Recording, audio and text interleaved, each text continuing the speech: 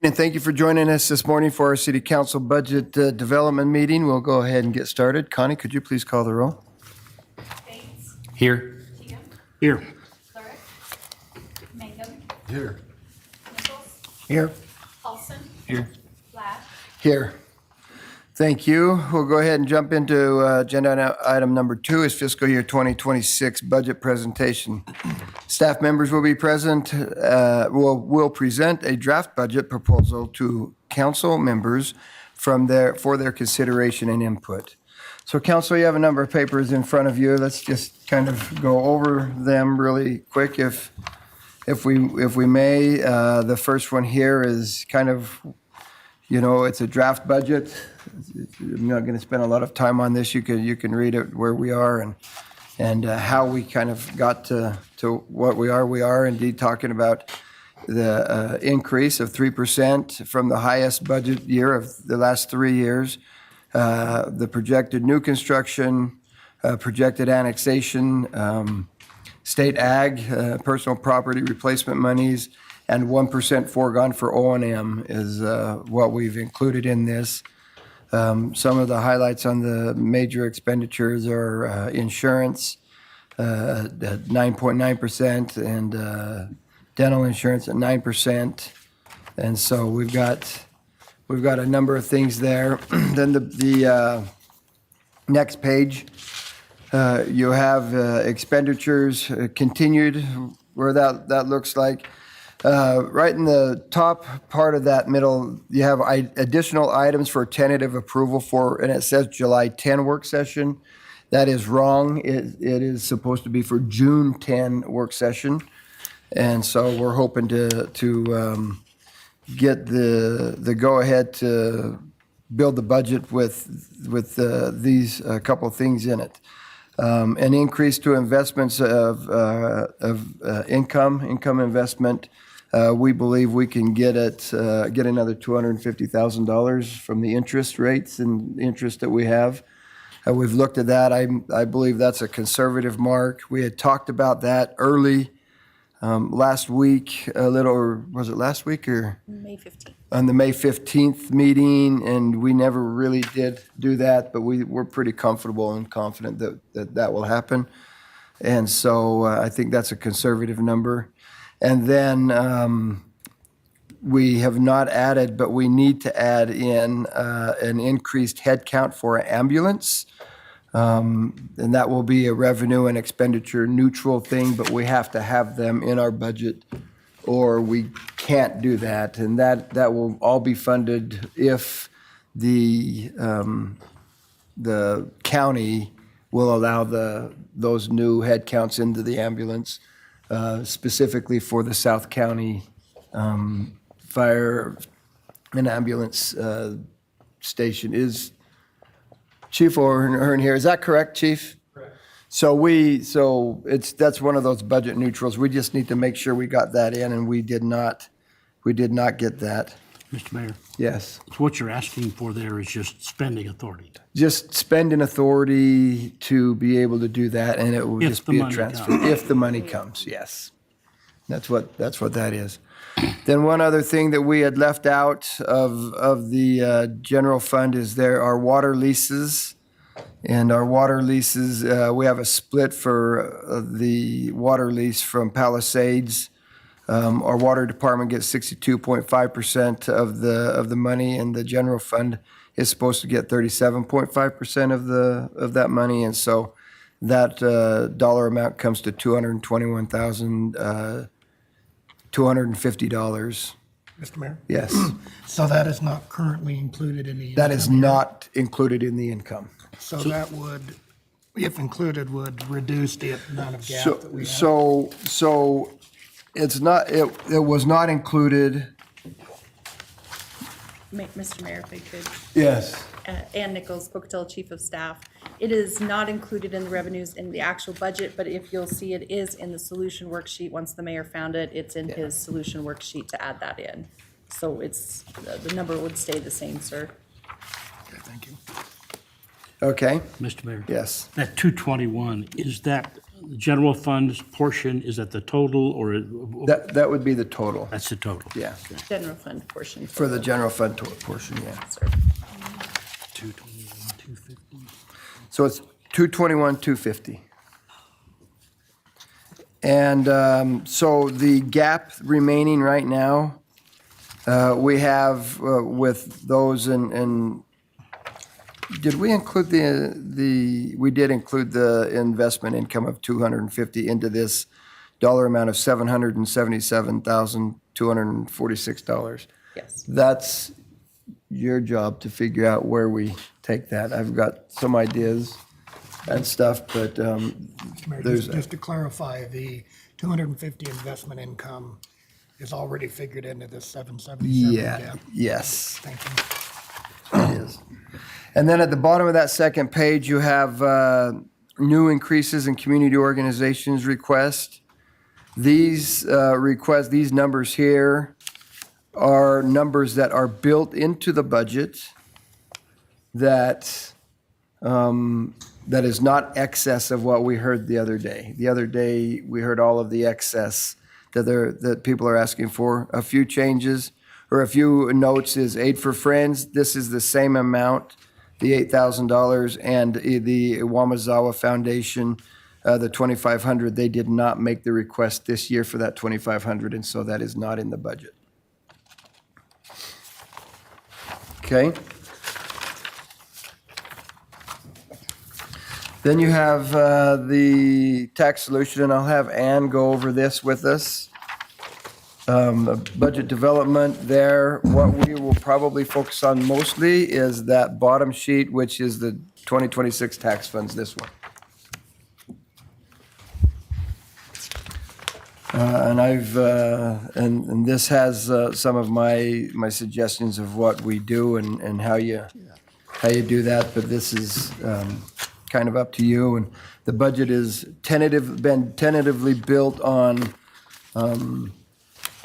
as we've moved forward and as you've said, move with it. And so those were just a few additions. And I'm going to turn some time over to you. It took a long time to explain that, and you can now clear it up maybe. No worries. So what I have pulled up for you on the screen now is the projected revenue. It just essentially shows you, welcome, by the way, to the inside of my brain. A little scary sometimes. This shows what you have tentatively approved. The tan colors are the things that were discussed on the May 15th meeting. That includes taking the highest 3% from the highest budget year. It includes an estimated new construction amount. It included an estimated annexation amount. And then it included an estimated, and I broke that out from the new construction because it will show up differently according to the county. It's not going to be lumped into new construction. The retirement of the NOP TIF district. Again, shows that you have to subtract the ag money and personal property replacement. And then it's showing that tentatively you have approved the 1% O&M. We have not budgeted or tentatively talked about using the 3% for capital foregone. So that is blue. That is still something for you to decide should you wish to. And then the greens and below, again, are the revenues for each of the tax-supported departments. Mr. Mayor, Yes. and could you slide that over so we Yeah. can see column A and B? You bet. There we go. Thank you. You're welcome. This is nothing different than, again, what you talked about on May 15th for the estimated revenues. Just a little bit of calculation as far as what it would look like for each of the tax funds. The green would be what their new tax dollar money would be.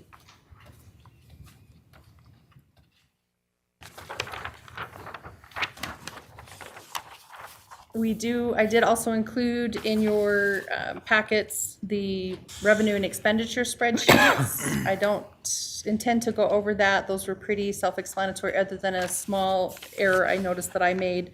The ARPA reserves, I had an incorrect number in the reserves. Of course, we have all that money in hand. I don't know why I made that mistake, so that money is there. And you can see those. as the mayor mentioned, the biggest thing we want to get to is how to solve any outages that we have. Yes. In the memo that the mayor went over, you can see on page 2 of your handout where he has made some suggestions that get us to the 777,000. But we figured we would just start at the top because you do need to decide what you would like to do with the community asks, as well as the additional asks from each of the departments that are listed in there. As you do this, it should populate and show you where we are at currently with one error in a spreadsheet. So Chantel is gonna do the quick calculation on the fly so I can put the number in manually. Otherwise, this should populate as you tell me what you would like to do. And that 777 number Yes. that includes all of these Yes, recommendations that I have. correct. So if you agree with these recommendations that I had on your second page here, that number will stay the same. If you disagree and you put some of that 777 will change. Correct.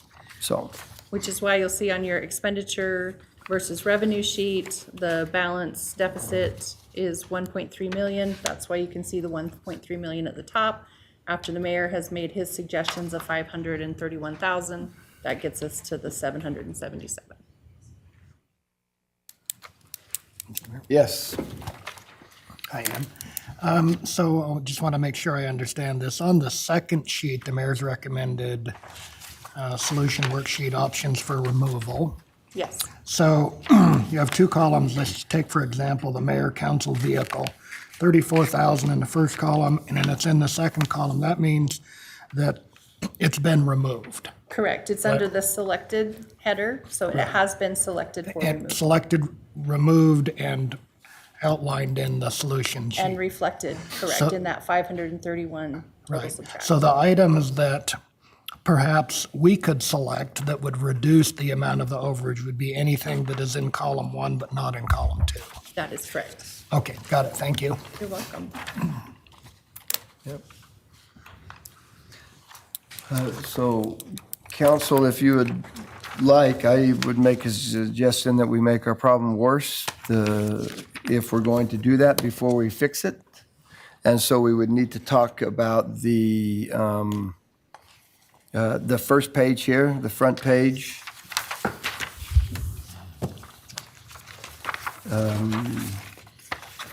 The building new vehicle, $5,000. 50,000. These numbers are not in the budget right now. No, sir. If you move them over, that will increase our problem. My recommendation is the building, the new vehicle, and City Hall new HVAC.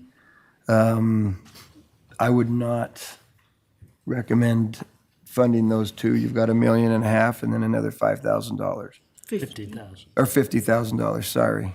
I missed a zero there. So let's go down through that and tell me what you'd like to do, and I'll give you some of my opinions there.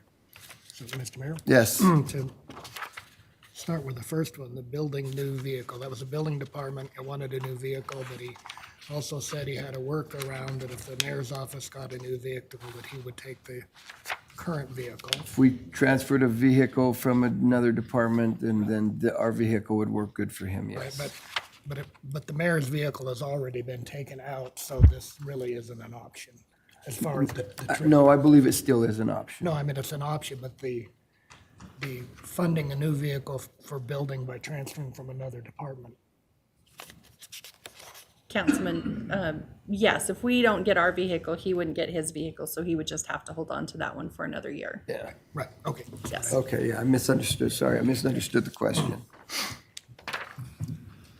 But Mr. Mayor, Yes.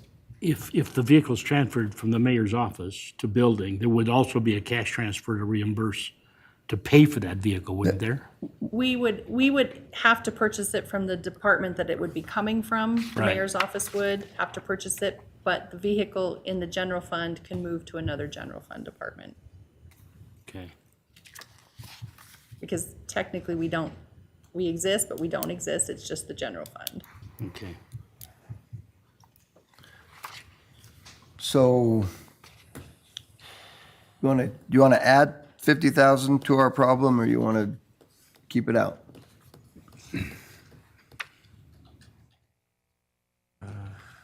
Well, Mr. Mayor, I would say no, especially if we're going to, I mean, if we were to approve the mayor council vehicle, that's a cheaper option than buying the building department a vehicle outright. Sure. So is everybody in agreement? We're not doing that? Mr. Mayor? Yeah. How would purchasing a vehicle for the mayor's office be less expensive than purchasing a vehicle for the building We're department? talking about a new vehicle and a used vehicle. But we could do a used vehicle for the building department. The building department would end up with the used vehicle if the mayor's department gets the other used vehicle. And we have some savings in the Fund 78? Fund 78 for a vehicle. So we can eliminate both of these vehicles and still achieve the outcome that we're looking for. We would just do it probably before the end of the year opposed to waiting. So that would be a budget amendment in the 25 fiscal year. No, not necessarily. Yes, it would have to be. Oh, yeah, I'm because sorry, it would be, I'm sorry, We would be because, taking the money from Fund 78, yeah, that's it would, correct. it would not be a tax ask for 26. It would, Right. yes. So I've got a couple that have said take it or leave it out. With that note, if we would do a budget amendment this current fiscal, then I would say don't do a tax ask for the next fiscal year. I'm sorry? Leave it out. Leave it out. Leave it out. Let's go. Yeah, there we go. Okay, we're leaving it out. City Hall HVAC. So this 1.5, is that just the planning or is that the actual implementation? The 1.5 is an estimate. It is an educated guess. That number could go up. It probably will not go down. It's a wild guess. Mr. Mayor? Yeah. I think we should be putting aside something for eventual replacement at all or in part. So I guess I'm not comfortable with $1.5 million and I'm not comfortable with zero. Yeah. And this is just for the purposes now of going through a draft. I mean, depending on how the numbers come out, we can revisit that. Sure. Correct? Absolutely. I'd recommend we set aside $250,000 and maybe do that over the course of a number of years. We know the problem's coming. Okay, Mr. Mayor? yeah. Are there other funds that could be used if we have a problem in City Hall during fiscal 26, short of replacing the entire system? There are other funds. There is a building maintenance fund that we do have that we can use. We do have excess reserves that we would be doing a budget amendment for to do that as well. Part of the issue with this is it's one of those things, it's an all or nothing type of a thing for City Hall because City Hall is wide open. We can't do engineering as Richard, as our building inspector explained last week. We can't do engineering and leave everybody else working and just move the engineering department somewhere. And we can't do just legal department and move because it's wide open and it echoes through this building and you just can't do business while that's happening. And so we would end up needing to do some stuff. But couldn't we replace a unit Yeah. using the existing ductwork and so forth and get by until we can do the entire project? If I remember right, our building inspector said we could do that. It's not an ideal situation, but yes, we could do that. But we do have the building maintenance fund that we could use there, and we also have an emergency fund that we can use as well, so. Is there sufficient funds in those categories to do the work? I believe there is sufficient funds in those categories to do the work. There's not sufficient funds to replace Right. the entire thing, but to fix what would, yes. I'm not going to say what I was going to say because then it'll all fall apart at the same time. And so I think that we would be okay. I'm comfortable leaving it empty, honestly. Council President? That was kind of where I was going to go. When we talk about sufficient funds to fix the problem but not replace the system, but to Brent's point of having, not wanting 1.5, but adding 250, I'm kind of questioning the 250 in relation to what we have. But you just said you're comfortable with nothing in that column, like we would have enough to fix what we would need to fix? I am comfortable with it right now of leaving it zero because we do have the money or emergency funds and we do have the ability to fix what breaks. I do agree with Councilmember Nichols that at some point we're going to have to pay the piper at some point. We're dancing the dance right now, and that bill's going to come due. And when it's going to come due, I don't know the answer to that. But I am comfortable because we do have excess reserves if it all fell apart tomorrow that we would have to figure out before this budget even came. And we could do that, so. Then I would be good with leaving it zero. So I've got one that would like to put some, I've got two that said, yeah, leave it zero. No, Rick didn't say that. I've got one that said, leave it zero, two that said, we might want to do something. Yes. I would say, I lean toward what Councilmember Nichols suggests, that we put something towards it. I'd like to know approximately what's in that building fund. Are we going to contribute to the building fund, or are we going to set aside a whole nother fund specifically for the HVAC system? I don't like the idea of piecemealing the whole project, because then it's going to cost us even more in the long run, because we're going to buy a piece, and every time somebody comes out, a contractor comes out, they're going to charge us another fee just for coming out, just for setting up. So, and the price of materials is going to keep climbing. So I don't like the idea of piecemealing it. So I'd like us to have something set aside to where we can do it all at one time, get it out of the way. And then, like you had said, it's going to be difficult to do business with piece by piece. So I would suggest let's put something into it, but this 1.5 is too large of an amount. Okay. I agree. I just want to make sure I'm clear.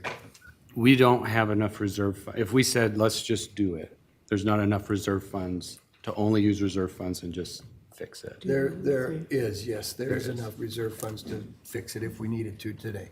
Okay. And this 1.5, I understand it's an estimate, but the cost of, whether it's remote work or finding other office space for all the different departments, is that factored in to this estimate? This is just replacing it? Just replace the it. equipment. Because I assume that would be an extra cost as well. Absolutely.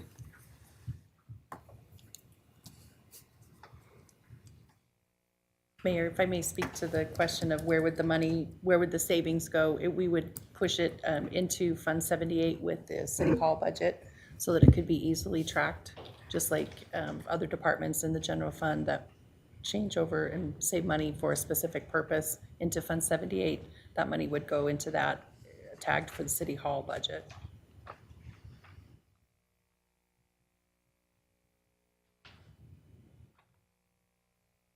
I guess I just want to echo what Corey or Councilman Mangum said.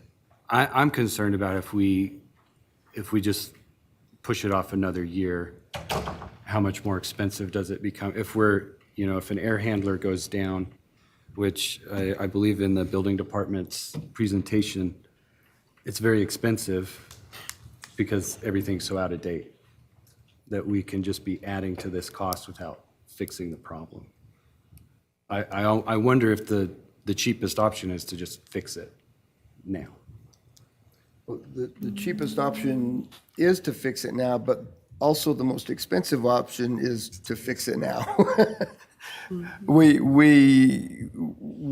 The issue is if we couldn't, if you wanted to take the 1.5 right now, and if we do the 1% O&M that's built into the budget right now, there's not enough ability for us to take enough of our foregone balance to do that. So we'll have to be burning, we have to stay under an 8% cap.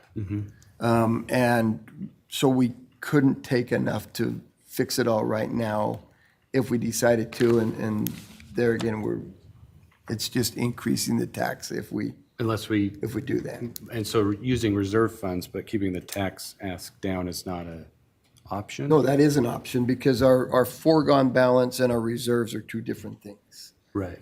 And so if you wanted to burn all of the reserves down, which I personally think would be poor budgeting, then I wouldn't. What I would recommend is look, it's there. We know it's there. We've got money to fix what we've got. I'm very solid on leaving it out and not doing anything just simply because we've got money to fix what we've got. But I do want to recognize in the future, we're going to have to do something. I feel like taking 1.5 is a shot in the dark. We don't have any plans. We don't have any estimates. We don't have anything. We don't have anything. And I believe that we've asked for it multiple times, but we've yet to see it. And so we need to have something set aside to where we can get plans put together to know exactly what it's going to cost, to know the specific scope of work, so that way we're not just taking a shot in the dark of $1.5 million, taxing people this extra amount of money aimlessly, right? And so having something set aside, I think secures that. And then having the reserve funds also, if something does happen, in the meantime, secures us to where we can handle that situation should it arise. Mr. Mayor? Yeah. To follow up on Corey there, we could fund now an engineering report, hire an HVAC mechanical contractor, come in here and analyze this and give us a plan. Fund that this year, and then we'll know exactly what we need and what it's going to cost. And Yeah. Councilmember Cheatham?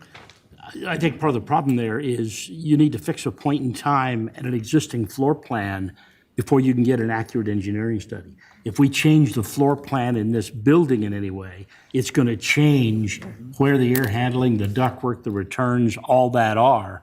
And I'm not sure that we can get an accurate engineering estimate. We can do it the way things stand today. If we never add another wall, don't add any more offices, they can get a pretty good shot at it. But if we change anything, then it's going to change that. I completely agree, but we got to start somewhere. We can't just take a shot in the dark with $1.5 million and think that that's the solution, because it's actually just adding to the problem, financially speaking. Mr. Mayor, Yes. I agree with Rick, and I was going to say in terms of getting a study done or getting somebody to look at it, I thought that was done a couple of years ago. But as Rick said, that was a snapshot of a moment in time, and it's already even changed from that. Sure. And so I think with the potential, like if we put money towards another study, but then choose to and are able to not have to do anything for a while, then that study will become obsolete as well. We would need another one. So I get the point of, we can't just kick this down the road forever, but I also think spending the money on having someone come and look at it and come up with a plan, if we're not sure, we're going to do that pretty soon, then that would be money that maybe, wouldn't be well spent. Sure. I've asked the one guy that's actually been neck deep in this to step up here. He was back there getting antsy, so he's got something to say. Good morning, Mayor and Council. Thank you. Just wanted to let you know. Who that are last- you? Richard Bigelow, Thank Facility you. Maintenance Director. Apologize. Just want to let you know that last year we did hire a mechanical engineer, and they came and did a study of the building. They designed for the new HVAC units, not the ductwork, but they also did electrical and structural calculations for that equipment to go in at that time. There's a fee of about $35,000 that we spent on that design phase for the air handlers for the building. That was And that's how they came up, the engineer came up with that estimate of the 1.5. But that does not include new ductwork or the design of ductwork, like what Councilmember Cheatham pointed out. If we were to change offices, build a new finance office, it doesn't take any calculations in for that. It was just for the air handler, electrical upgrades, and structural engineering. Hi, Richard. Councilmember But that was more than just replacing our existing air handlers in their existing locations, right? Yeah, That it was adding, if I recall, it was adding a couple more air handlers on the roof than what we currently have. Removal of because right now on the heating side, there's two big burners down at the back of the building, is to remove those, and everything would be the new rooftop units on top of the building. But did it include any reducting? Just the new ducting to hook up the new units. So there was some, but it was to basically use the plenum up in the attic that we have now, which isn't the most energy efficient or cost effective to heat or cool the building. Right, so the $1.5 million is represented in that. That was the estimate at that time, but I'm sure it's not accurate and it's never gone out to bid. Right, okay. I just Thank wanted to clarify that for you guys. Great, thank you. Mr. Mayor, I'm going to plead ignorance here, but when we say we would burn up reserves, what percentage of reserves are, like if 1.5, so I'm using numbers I don't fully know. So 1.5 as a percentage of reserves, what does that look like?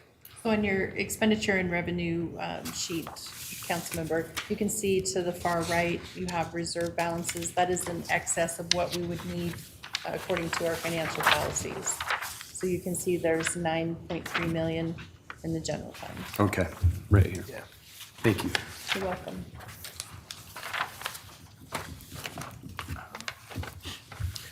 Mr. Mayor? Yes.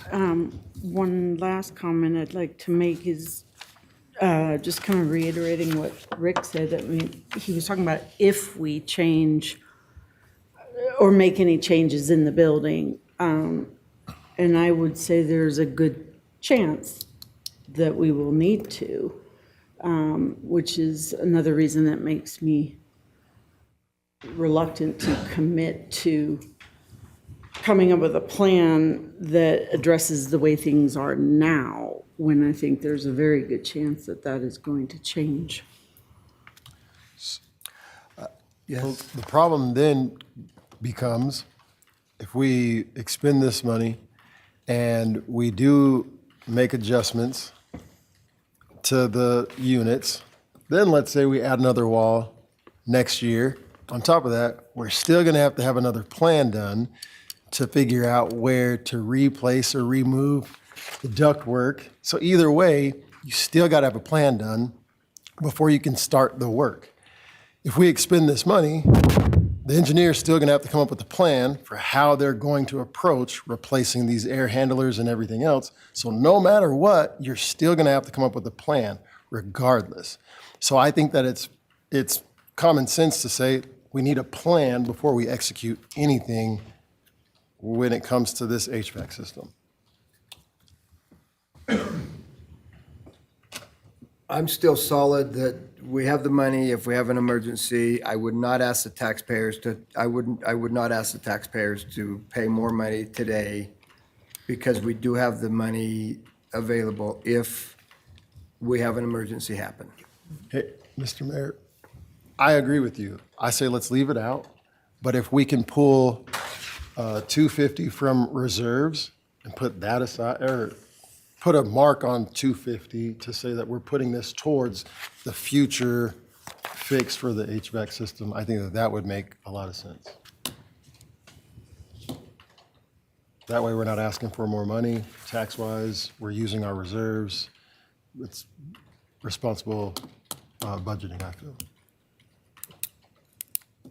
Okay? I would not necessarily disagree, and I agree with the idea that we need a plan before we develop, before we would move ahead with any kind of fix. But the timing of the plan is critical because we got to know sort of how we're planning to fix it, to know what kind of plan we want. So I'm not sure about, I'm not against putting some money aside for when and if we're ready to do that, but I wouldn't want to move on that Mr. Mayor? before we really have to. Yes. Okay, so can we go down the line and say in or out? Because like we're beating this Well, horse we're beating, and I'm trying crazy. to, you've heard my position on this over and over and over again. We do have the money. If we want to take 250 and use excess reserves and earmark that for this, I have no issues. My concern is a bigger tax ask for our citizens when we're already going to be asking for some. My vote is leave it out. I'm fine, leave it out. I don't want to add to the tax ask, so I say leave it out. Leave it out. Okay, it's out. Whew. Thank you. My recommendation also, well, grants match. Let's hear you.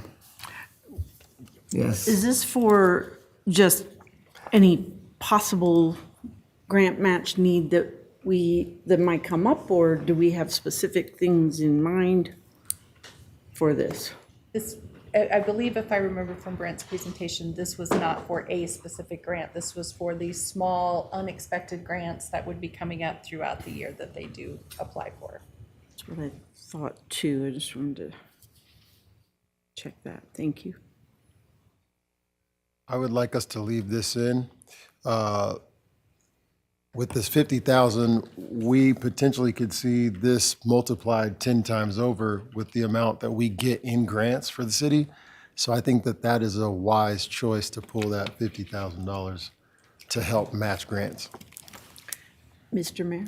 Yeah. Just a quick question. When Councilmember Mangum says leave this in, but it's not in So now, put it in, right? is what he meant. Put it in. Put it in, Okay. so we I have just want to clarify that. It's not in there. Okay. Councilmember Cheatham? I think in the current political situation this country is in, I think grants are going to be very far and few between in the next year. I would be fine with leaving it out.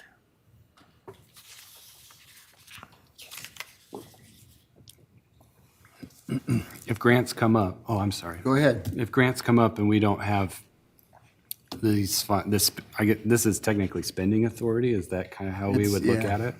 Yeah. Can we do a budget amendment depending on the grant if we feel strongly we want to match it? Yeah, if you do not add this now and we don't have the spending authority, we would have to. That'd be my position.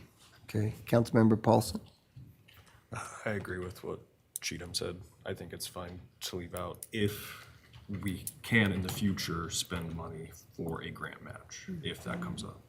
Yeah, it would be a budget amendment. There is a reason we have been so fiscally responsible and making sure that the city of Pocatello was in the financial situation that it is in, and have that reserves built the way it is. This council has done an incredible job making sure that we held the line and that we've done what we're supposed to be doing with taxes, so that if something does come up, we have an opportunity, we can use that money.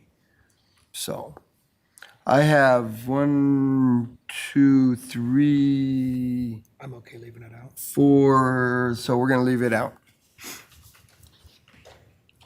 for now. Okay. And we thought we had a hard job on those top three. Yeah. New community requests. Mr. Mayor, Yes. there's just a few things on here that I would like to see put in.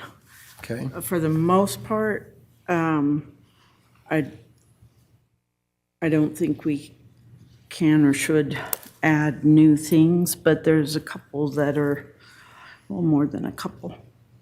I am looking at, can I say which Can I ones, or interrupt you how do really you want to quickly do it? before? Can I interrupt you? And I'll just take one off the table right now. The Idaho Legal Aid. Yeah. Our attorney has done some research. We cannot give them any money. Yeah. Is that correct?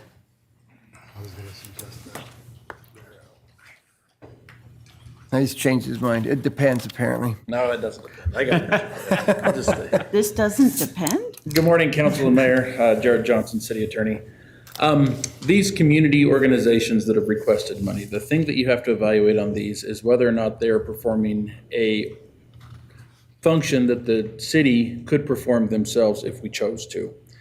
And I looked through all of the application packets. I looked through, it really comes down to Title 50, Chapter 3, which is municipal powers. And if they can perform something that if they're doing something we could do ourselves, we can give them money. We can let them operate with some of our funds. If they're not, then we really don't have a justification for providing them funds. And as I went through all the applications, the only one that I had a real concern with is Idaho Legal Aid, because their role, their mission, it's good, but it's not something the city would technically do themselves if they chose to. There's no statutory authority for the city to be able to do that function themselves. And so that's the one that causes me a little bit of concern. If you were to fund them, it would be difficult to defend the statutory basis for that funding. And so that's something I wanted you all to know. And really, as you think about all these outside requests, you should think about whether or not you're providing something to them that we can do ourselves. There's another city in Idaho that calls it municipal powers outsource grants. It's a similar way of looking at it. We're outsourcing what we do to somebody else to do the thing that we don't do, and we provide the funding to do that, or at least some of the funding. And in the case of Idaho Legal Aid, unfortunately, I don't see anything in Title 50, Chapter 3 that justifies us providing them funds. Any questions on that?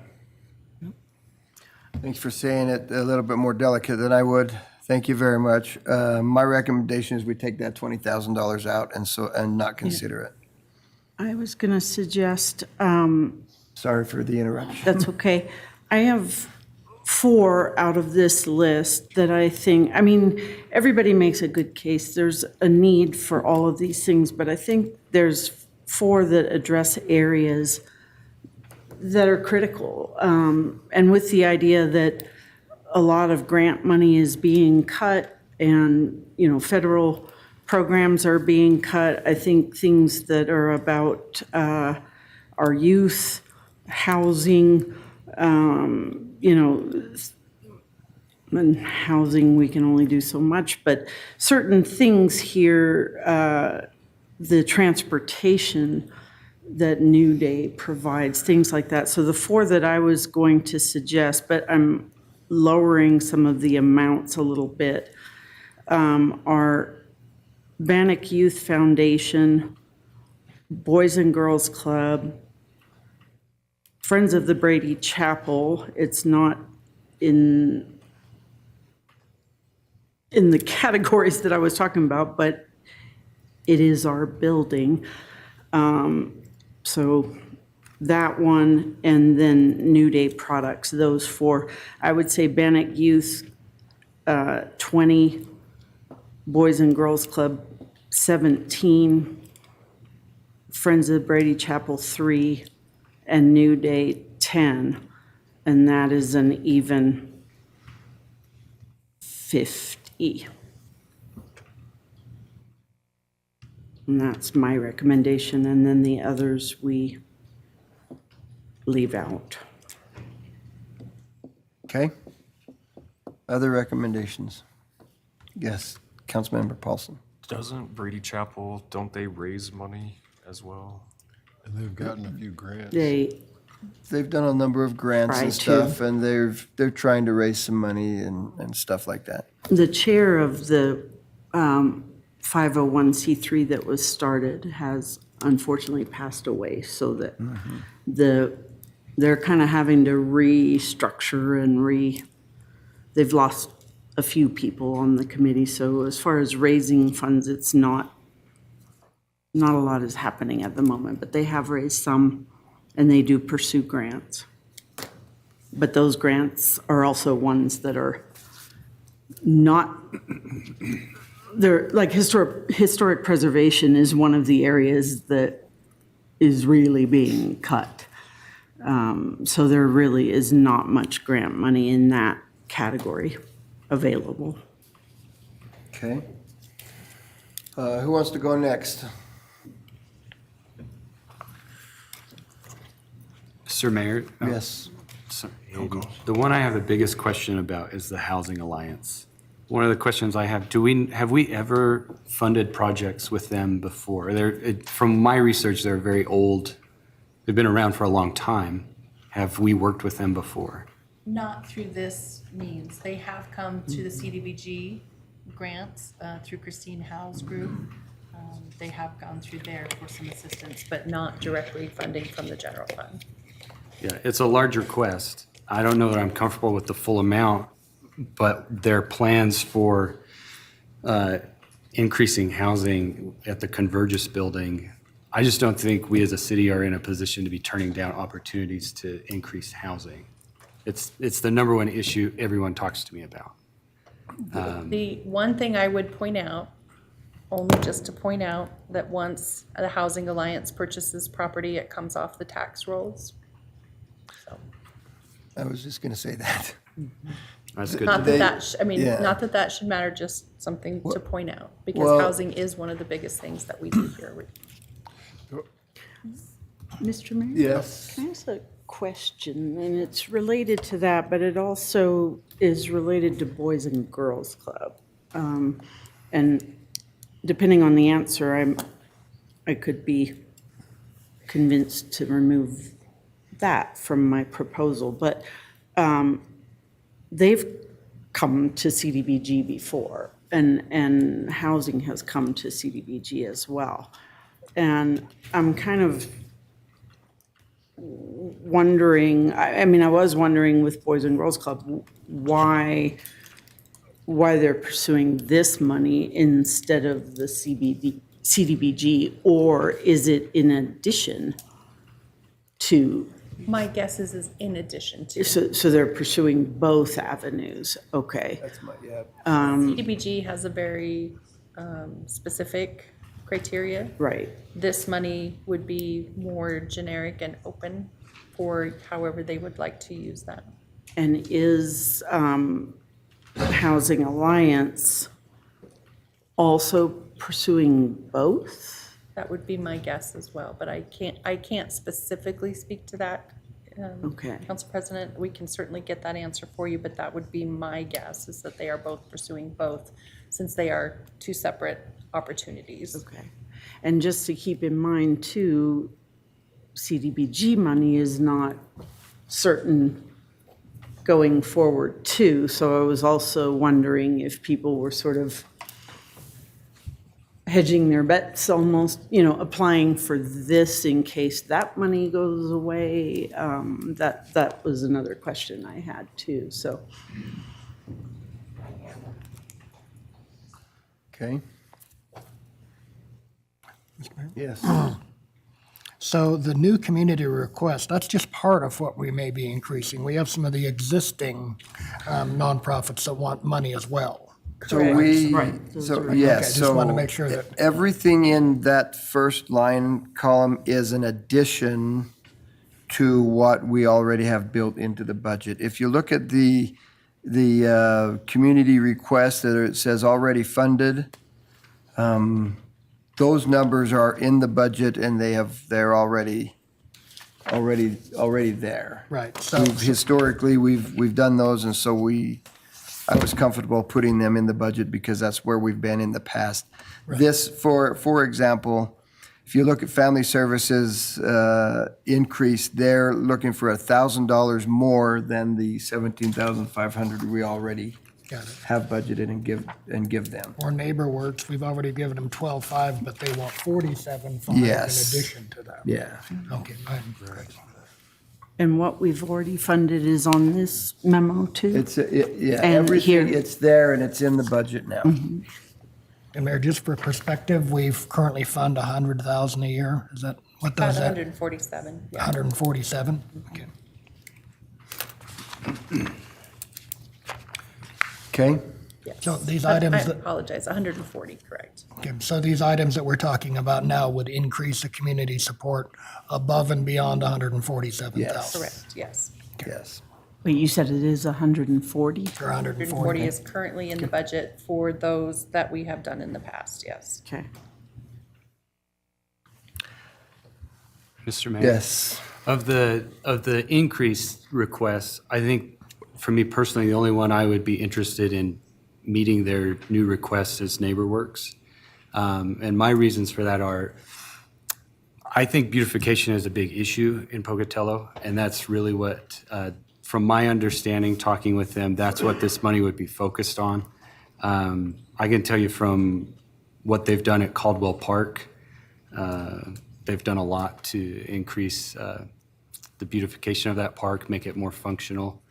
And I like that they somewhat, we are in a way kind of outsourcing some of the work that we can do to these volunteer groups that are helping make our city more beautiful and make it better for development, more attractive for growth.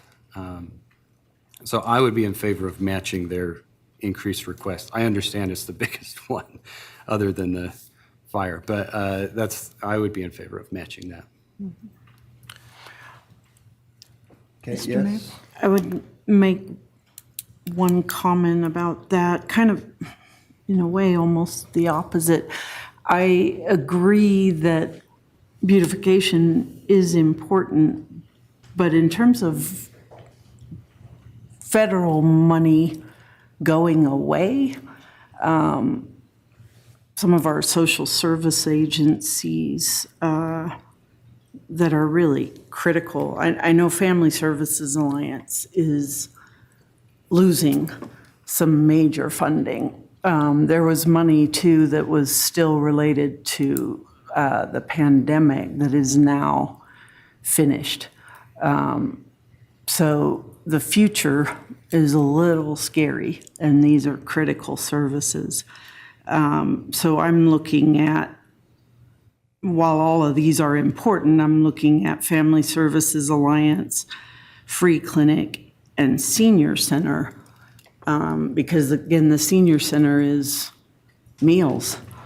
And we saw what it costs per meal and how much they get reimbursed. So I would rate those three pretty highly. And I know we fund them already, and I do want to keep that in, but I think the increases for those three are pretty important when you look at the federal money that they are likely going to lose,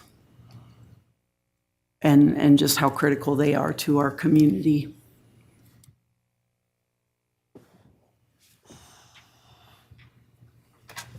Councilmember Cheatham? Mr. Mayor, are we going to discuss the new community requests? Or are we going to lump this entire page together? Well, if it were me, I would want to know I would go through these new community requests. All of this stuff is new community requests. Right. Everything in this line right here is new. Even the increased community request, that's new money that they're asking for. Right. So if it were me, I would go down the line, and if you would like, I'm happy to give you my opinion on these, what I would leave in and what I'd take out, and you can do with it what you will at that point. Or I can go up and down the line and say, Bannock Youth Foundation, what do you want to do? And just go line by line, but that's what I would do. Let's go that way. You want to do that way? Let's do that way. Down the line, Expedite it. Mayor? yes. May we get a total? Are you able to do that on the new community request? If everybody got what they wanted? Yes. Chantel will work on that. Okay. She's got the calculator. Yes, she'll do it I mean, for I us. could plug it into the system, but. Yeah. Just copy it here. Don't move the legal, well, yeah, do that, and then you can subtract the legal aid.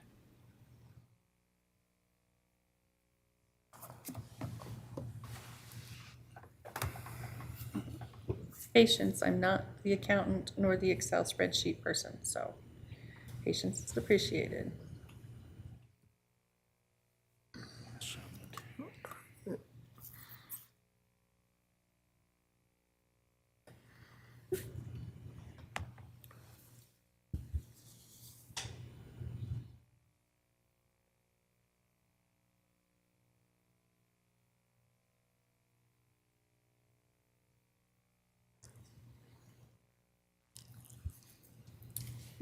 Okay.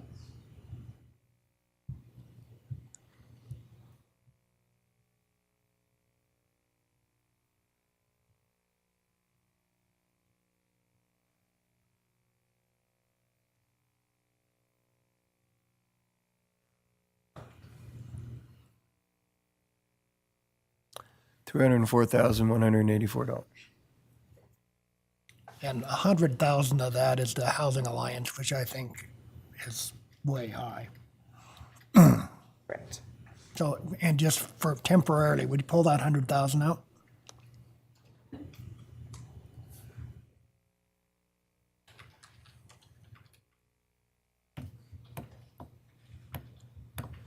Okay, thank you.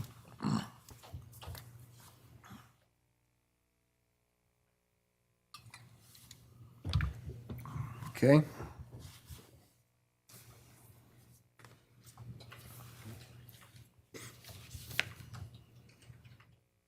Mayor, would you like me to delete those, or do you want me to leave them until you council, I go mean, through? right now, council said put them up and put them in, so I'm here, I've got a thumbs down. Put what in? All of those right there, No, 204. no, I You just were questioning it, yeah, just let's wanted to delete see it the- then. Just wanted to see the total. Okay. Right.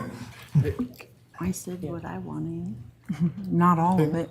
Can we leave it there for now and then work it backwards? If you want to. So that way we can go down the line and then extract whatever we want to take out. That way we see exactly the rolling total of what we're working with, Yes, if that makes sense. We did take the legal out, the do whatever. legal aid. Do whatever we want. We took legal out and we took Housing Alliance out. Okay. Okay? Sorry, I was just trying to, there we go. Got my spreadsheets work now. All right, Housing Alliance is out. NeighborWorks, is that what you said is coming out? No. I apologize. This, right there is where we are. We've taken those two things out, the legal aid and the Housing Yes. Alliance. And Mr. Mayor, and I wasn't necessarily suggesting on the housing allowance that it go to zero. I just wanted to see, you know, if we took that big one out, what the number would be. So, okay. Council President? Also, suggest both Salvation Army and St. Vincent de Paul come out. They do very good and valuable work in our community, but it's the same issue that we talked about last year as far as religious organizations getting tax money. I have an issue with that. We heard from Valley Mission that they have changed their situation and separated from they've separated their religious affiliation and become their own 501c3. So there is no longer a religious affiliation. I feel that there is with the other two. That I would make that argument. Okay. Yes. I agree with Council President Lurick, but I still think Valley Mission should be included in that. Well, I guess excluded. But You still think we should put them with the religious, okay. Can we just start at the top and go down the list? Been trying to do that. I know. We can, yes. So let's go down the list. Bannock Youth Foundation. I'd like it in. Well, but are we going in at this amount or in at some reduced amount? You guys, this is your discussion, council. I can literally run this and make sure this discussion goes however you would like it, or I can give you suggestions. I'd like some And so- suggestions. Okay. My suggestion is the Bannock Youth Foundation is a very important thing, but I wouldn't fund it. I wouldn't give them anything. That's my suggestion. I would fund it, but I'm good with a reduced amount. That's my position. So let's go down the list. Fund it or no? No. No. Fund it or no? You say Yes. yes. Well, again, it might depend on the amount. I'll go with Okay, 50. so you're a yes then. Fund it maybe. Well, I'm a We're a 50. solid, no, I'm probably a no. I'm a no on that. okay, we're a no. No. No. no. No. No. Corey? No. Okay, it's out. All right. Would you remove that? My recommendation with the Boys and Girls Club, very important. It's something that we need in the community. I would fund it, but I would fund it at 10,000, not 20. No fund. No. I'm good with that. I'd say 15. You said 15, so you're a yes. I'm a yes. Yeah. Yes, 10. Yes? No. No? No. No? No. No, it's out. Okay, Friends of the Brady Chapel, I would not fund, me personally. Agree. Okay, that's a no. I'm an in. You're an in, you're a yes. No. You're a no. No. No. No. No. I got 4 no's. Corey doesn't even get to say it. Take it out, please. Housing Alliance, I would not fund any. Agree. Okay, I got a no.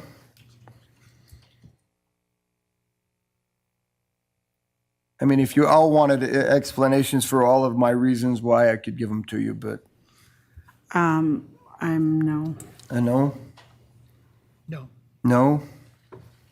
No. No, okay. You two don't get a say. It's out of your hands.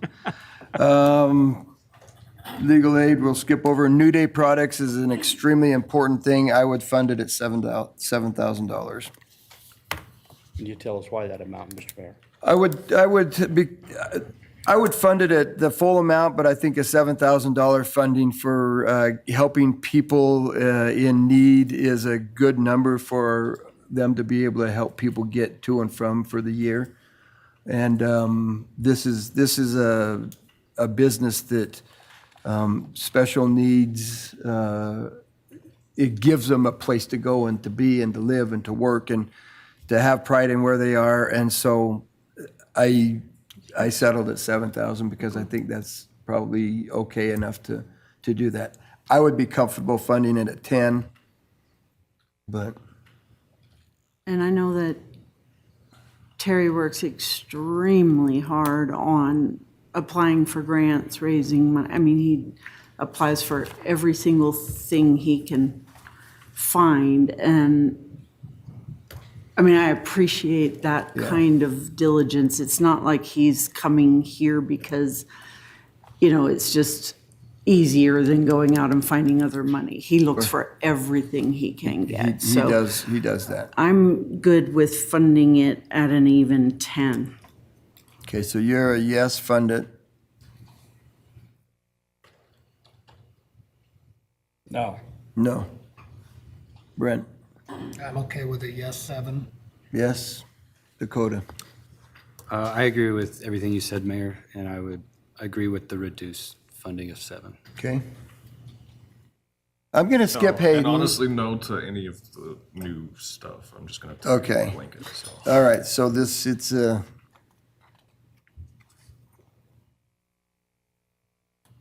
where you at, Councilmember Mangum? Funded or no, regardless of the dollar amount at this point, funded or no? Yes, Yes, okay, so we're gonna fund it. Are you comfortable at 7 or 10? 5. 5. Jeez, of course you're 5.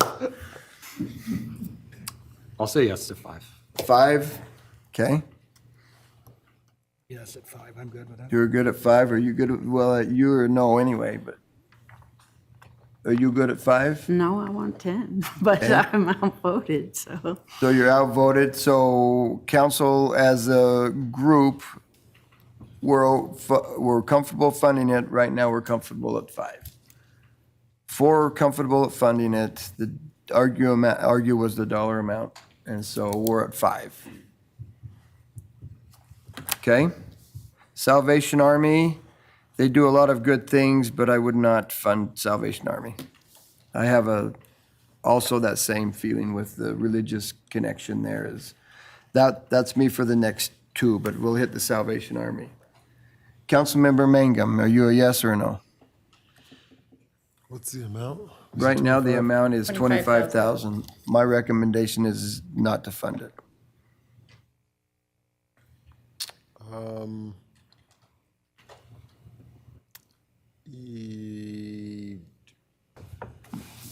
No. Do not fund it, okay. No. No, No. no, No. no, okay, you two don't get a say. St. Vincent de Paul, I would do the same, I would not fund it. Councilmember Mangum? No. No. No, No. no, You started that when you asked. no. I was You- already a no. Okay, you're already a no. I mean, I said those Okay, would two. you remove those two? Yeah. Now, Valley Mission is a hard one for me because Valley Mission was attached to the Baptist church. They have removed it. The Valley Mission, I will say Valley Mission and Salvation Army, when it comes to warming shelters and cooling shelters for our community, they spend upwards of $100,000 between the two of them. I personally would help fund this. I would fund it at 25,000 is what I would fund. I would not fund the full 50. And I got a question from Councilmember Cheatham and then from Councilmember Mangum. Mine, Mr. Mayor, is more of a comment. I've toured that Valley Mission new rebuild project they've been going through in the old fitness site a couple of times, and I've made a personal donation to them. But I don't think it's money the city should be spending tax dollars to support. Okay? Okay? On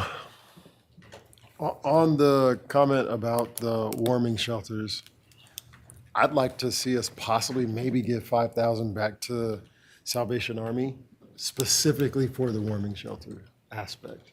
Outside of that, though, it's a no. But for the Valley Mission, the warming shelter and the idea of helping the homeless, and the encampments, I would say we fund it. And I'm for 20 to 25, like you stated. So yes for me. Okay, Mr. Mayor? yes. Just one other comment I will add, in addition to warming shelter, both of those provide food as well for a lot of people. So just Yeah, putting that out there. sure. Okay, so funded or no, we'll go with Councilmember Nichols. Yay or nay? Yes, at some amount. Yes, at some amount. Councilmember Bates? No. No. Council President Lurick? Yes, at a reduced amount. Yes, a reduced amount. You've already stated you're a no, so you're a no. No. No, Oh, yes. yes. So I've got 4 yeses and, no, I've got, did I have 3 and 3? You have 3 and 3. Okay, then I'm gonna say let's fund it. I'm in favor of funding it, but I would fund it at, I heard 20 and I threw out 25. I'm okay with 20. 20? You okay? 20? 20. 20, we got 4 okays at 20. Would you add 20? And I've got a couple that are no's for sure. An auctioneer. I know, right? Maybe 20. Get in here. Bannock County Veterans Museum, I would have a suggestion on this one. My suggestion, council, would be to not fund this in FY '26. But I would like to be able to reduce the mayor's budget, travel budget, and give them $5,000 this year in 2025's budget. Because they do have a match, one-to-one match right now if we do it this year, and that would total $10,000 for them. So right now, as far as this is concerned, I would say do not fund it, but I would like to take and reduce my budget and reduce the mayor's office budget by 5 and donate 5 of that to the Bannock County Museum. They need it this year more than they need it next year. Mr. Mayor, is this a museum donation or a veterans building donation? You could call it a museum, you can call it a veterans building. It's both one and the same. And they aren't. Well, what they're asking for was this money for the building, is what was asked for. Their floor. For their floor. It would be part of the match that they're looking for this year to match the grant that they have, willing to match it. I'm going to say let's leave it out. It's my vote. Okay? Okay. You're an out. You're a no. No. No. No. No. I already know that. I don't know why I keep asking you. I'm no. You're a no. Okay, we got 4 no's. So we'll remove it and we'll move on. But are you, before you move on, are you, I guess To I'm do telling you your- that I'm probably going to donate 5,000, so we'll have that $5,000 match for this. Okay. I guess what I'm going to reduce the mayor's budget by that amount, but for this, we're taking it out? we're taking it out for FY '26. That was my question. Family services, the added request of $1,000, I would leave out. We do a lot with them. The police they do a lot with the police. And I think that they're a great organization for us, but I think I would leave it out. Let's see, Hayden, Councilmember Paulson. No? No, just leave it as is. Leave it as 17 is. fine. Leave it as is. Council President, I'd like to add the 1. okay, you're an add. Councilmember Nichols, Add the 1. add. No. Councilmember Bates, No. no. No. No, okay, we're gonna leave it out. Visitor bureaus increase, my recommendation is leave it the way we have it right now at 15,000. Do not add the 5. Let's see, Councilmember Mangum. Out. Out, out, Out. out, No. out, Out. out, okay. Neighbor Works, it was a heavy lift last year to get them $2,500 for a neighborhood association. I think they did an incredible job and did a great thing. I think eventually I would love to see that dollar amount be closer to $10,000, which is what they've basically asked for. Per neighborhood, I don't think this is the year to do that. I think this is I think I would leave it the way it is right now, so I would be a no on this Neighbor Works. That's me personally. So with that, let's start down here with Rick again. No. No. Linda? Not this year. Not this year. No. No. Yes. You're a yes. You're a no. And Corey, what do you think, Corey? Just because? I don't want you to just slide on by and not have to. I mean, if you've got enough votes, you can skip. That's right. I'm going to say no. No, okay. So we'll remove that.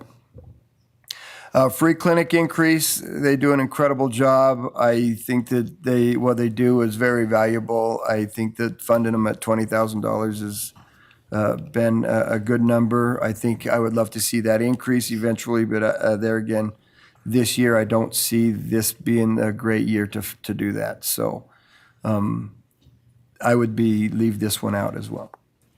Let's go I, yeah, you have a comment or you want to vote? I do have a comment. I just want to reiterate that they're going to be one of the ones that's going to see major programs and grant cuts. So there'll be more need and more people who have nowhere else to go. So I'm gonna leave it in, but for that reason, I think, you know, don't if it were a disagree with that. year where things weren't changing, I would say, yes, leave it alone. But in a year where things could potentially get a lot rougher for people, I would say leave it in. Leave it in, okay. So you're a yes? Yes. I have a question. Yes. So I'm on the board. You still can say, nope, you still can have an opinion on this one. This is one I do think is really important. So we'll leave this in, okay? So I've got that. We've changed Councilmember Paulson a little bit. That's great. It's healthcare. It's healthcare. That's right. That's right. Councilmember Nichols. Leave it. Leave it. Very important. Leave it in. Councilmember Mangum. I don't really like that number. If we could put it at an even 2 or even 3, I think it'd look better to me. Okay, well, we're not arguing about the number right now. So You're let's either say in or yes. out. Yes, say yes. So you're an in. Yeah. Okay, so it's gonna be in. So council, we're worried about the number being 952 opposed to 3,000. Are you comfortable with 3,000? Councilmember Mangum, Yes. Paulson. Sure, I don't get why, but sure. Sure? Sure? Yes. Okay, 3,000, please. You know? Senior activity, I would leave the senior activity and I would increase it to that 3,500. They provide way too many meals in there, so the total to them would be 38,500 would be the total donation that we would give them. But I think I would increase that. Let's see, who hasn't gone first? Councilmember Bates? No. No. Mangum? No. No. Yes. Yes. Yes. Yes. Yes. Yes. Yes. Yes. Okay. So add the 3,500 in. Okay. So what, I can't read that. What did we just add to the problem? How much? 31,000. 31,500. Mr. Mayor? Yes. I'd like to make a suggestion that maybe next year we find a more efficient way to do this. You know, we're burning up a tremendous amount of time on these requests. Perhaps we could consider doing something like we do with the CDBG Advisory Committee, where we have a committee and they require an application and they vet all of these and then bring a recommendation to us. Okay. Just a thought. Okay. Not a horrible thought. But this is kind of also, in a place where it's good, but I don't have an issue with maybe having something like that. We'd have to see what legal thinks about doing something like that. But yes. Mr. Mayor, I hate to oppose Brad, but I think this public discussion of the financial decisions we're making is exactly appropriate. Yeah, I do too. Okay. I agree. Well, we're not going to change it today, Right. and so we'll continue down this. I love our legal department. I think it's the best legal department in the country. I would literally put them up against anybody, but I am not in favor of increasing their budget, the $3,050. Sorry, Jared. So, council, we'll just go down the line. Mangum. Leave it in. Leave it in. You're a yes. You're an out. No. You're an out. Yes. Yes. I'm gonna say no. No. No. No, okay. Do not add that. Fire apparatus storage is something we desperately need. But it's a $1.6 million ask, and I don't see this being the year to be able to do that. I do believe we can do some things that, with fire and police, that will help both both storage of both. It is something we desperately need, though. I will tell you that we continue to have, is it rock chucks, Chief? Crawl up in our equipment in the wintertime that's outside and chew up the wiring, and so it continues to be a problem. But I am not sure how we spend this how we ask for $1.6 million of that today. So I would leave that out. Can you say anything about the other possible solutions? Well, there's some decisions that the council's gonna have to make in the future, and one of those discussions has got to be fire station number 2, moving fire station number 2. Dark Horse Analytics is giving us a lot of data that we really truly should have and that we've needed. There is a location that would be ideal, that would help, that would, if we do end up moving a fire station, is a discussion in the future, and we're not talking about that today. But if we did end up doing that, I think that would help with this $1.6 million thing anyway, and so. And I would have a comment about that. Is a similar situation to me. I mean, they're different, but the situation is similar. The HVAC, it is a problem. It is something we need to do. But if we're looking at changing things, then it's money I don't want to spend to fix the problem now, and then it becomes a moot point because we do something different, so. Well, we would always use, I think you would always use this apparatus storage facility if you were to do this.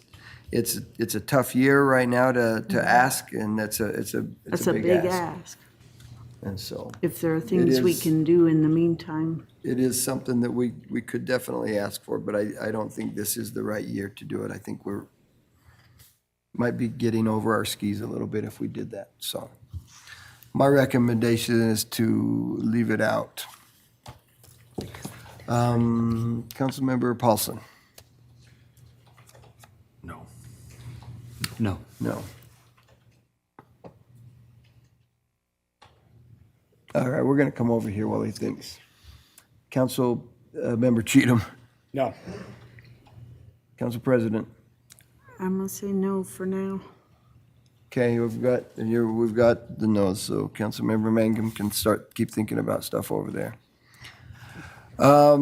Council, this eventually is something we're going to have to do, this 4AFF foam change out. This is for and I might have our fire chief come up and explain what this is and why we're going to have to eventually do it.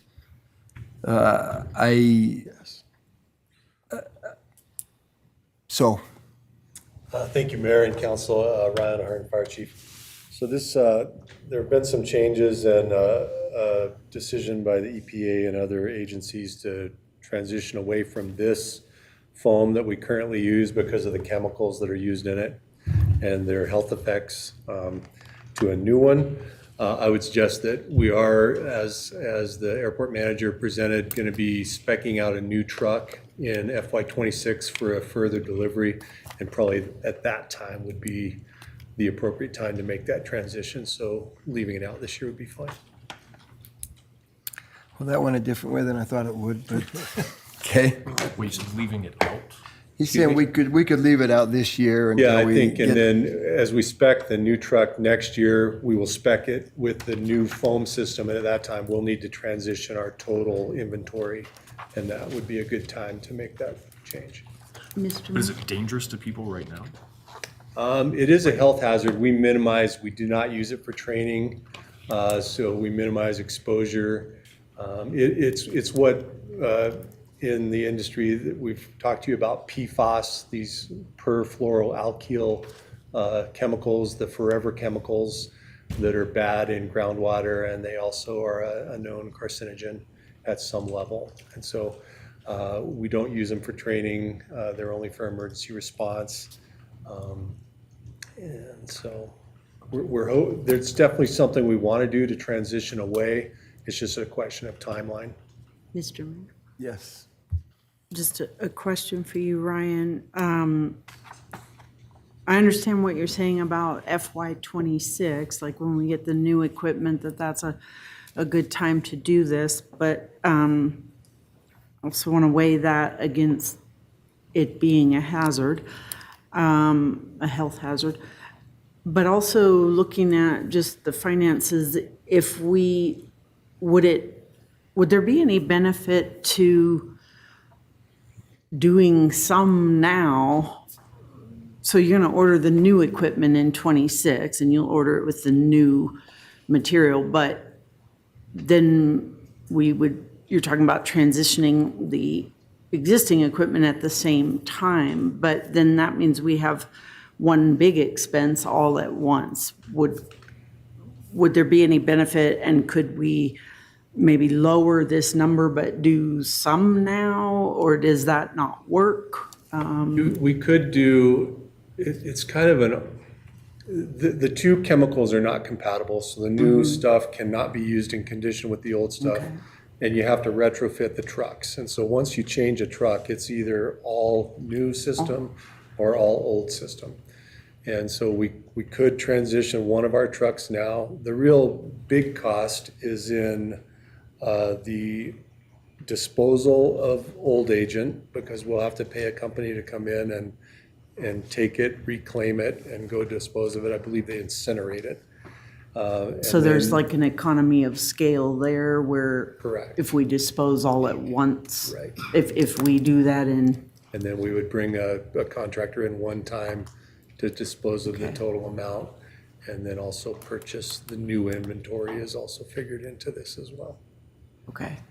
Councilmember Nichols and Does then this Councilmember Cheatham. 40,000 include the truck retrofits? It does, and that's fairly minimal. That's just a restrictor plate that goes in that controls the proportioning, and I believe that's about $2,000 per truck. So this 40,000 includes the new foam, disposal of the old foam, and some retrofit to the trucks? And I will say this is a placeholder that we had in last year's budget. It rolled forward to this year. We have not gotten an updated quote for the disposal, but at that time it was 40,000. So. Okay. Councilmember Cheatham. Thank you, Mr. Mayor. Chief, has the EPA put any timeline on the change? Right now, there's no mandate to change. It's just a recommendation. You can still buy the old foam. I believe all the new ARF trucks that are coming out are spec'd on the new, they call it a mil spec foam. The military has really been driving this change because they're one of the large users of AFFF. Council What President. might be a really stupid question, but I don't know.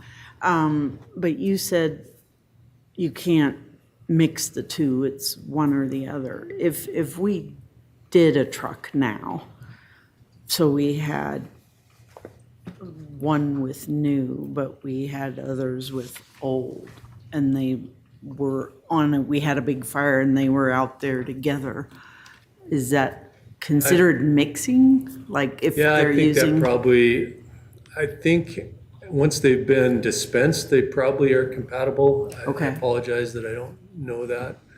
You question can't specifically. put the new in an old truck or the old in a new truck. or Correct, you but cannot. But mixing on a fire isn't, That I think is okay, okay, but I apologize. I can get you the answer to that. okay. I didn't want to create some new hazard if we were to do that. Sure. Councilmember Cheatham. Mr. Mayor, would we have two trucks, or would we dispose of the old truck when we get a new truck?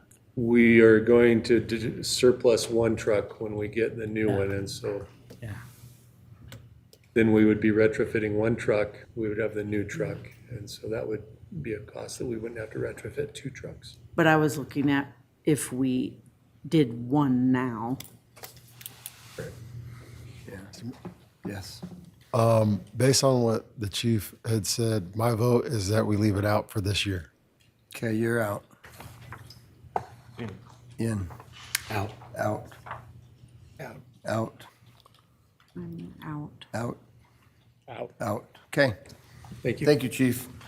All right, council, we've gone through that. I'm going to suggest that we take a break right now for a minute, and then we will be back and we'll continue on down the page. So.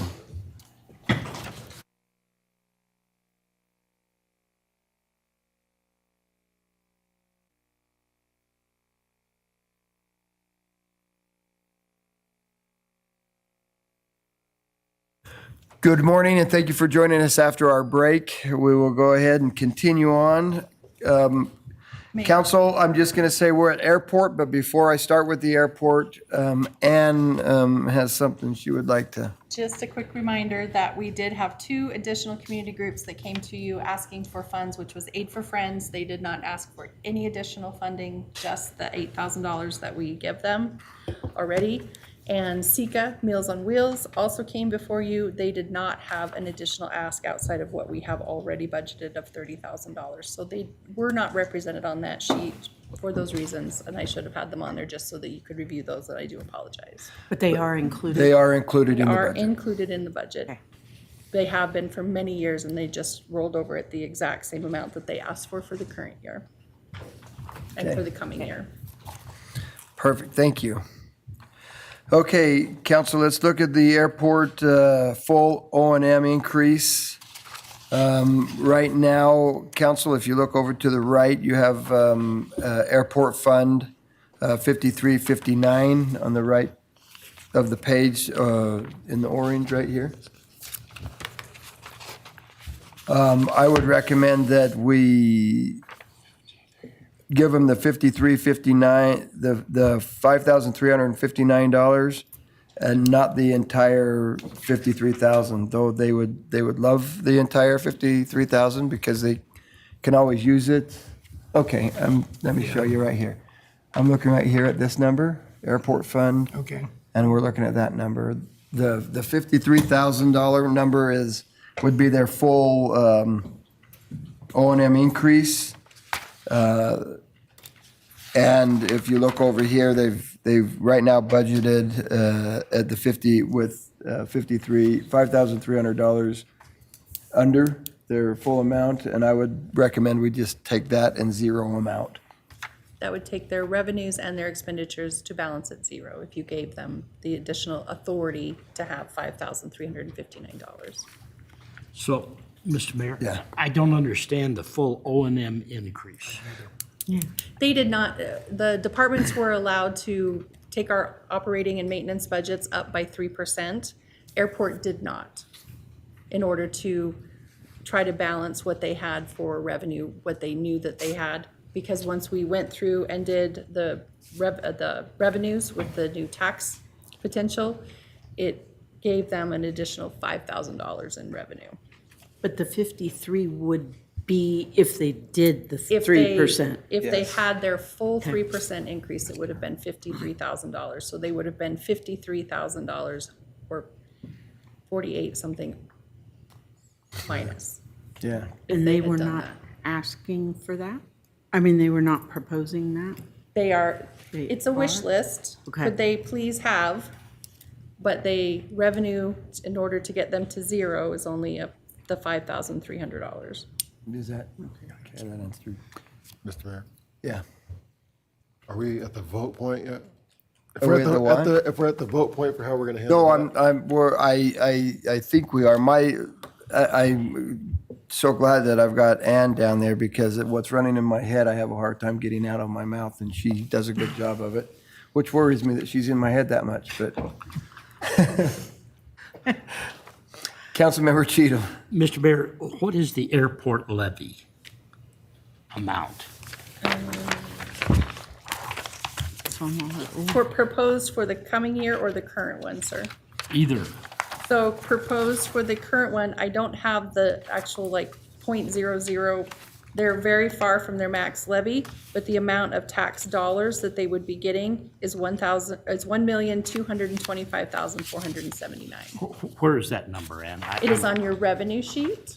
Oh, In green is the tax dollars that each of the taxing funds will be receiving. bottom of the Would be page. receiving. at this point. 1184422. Airport, 122.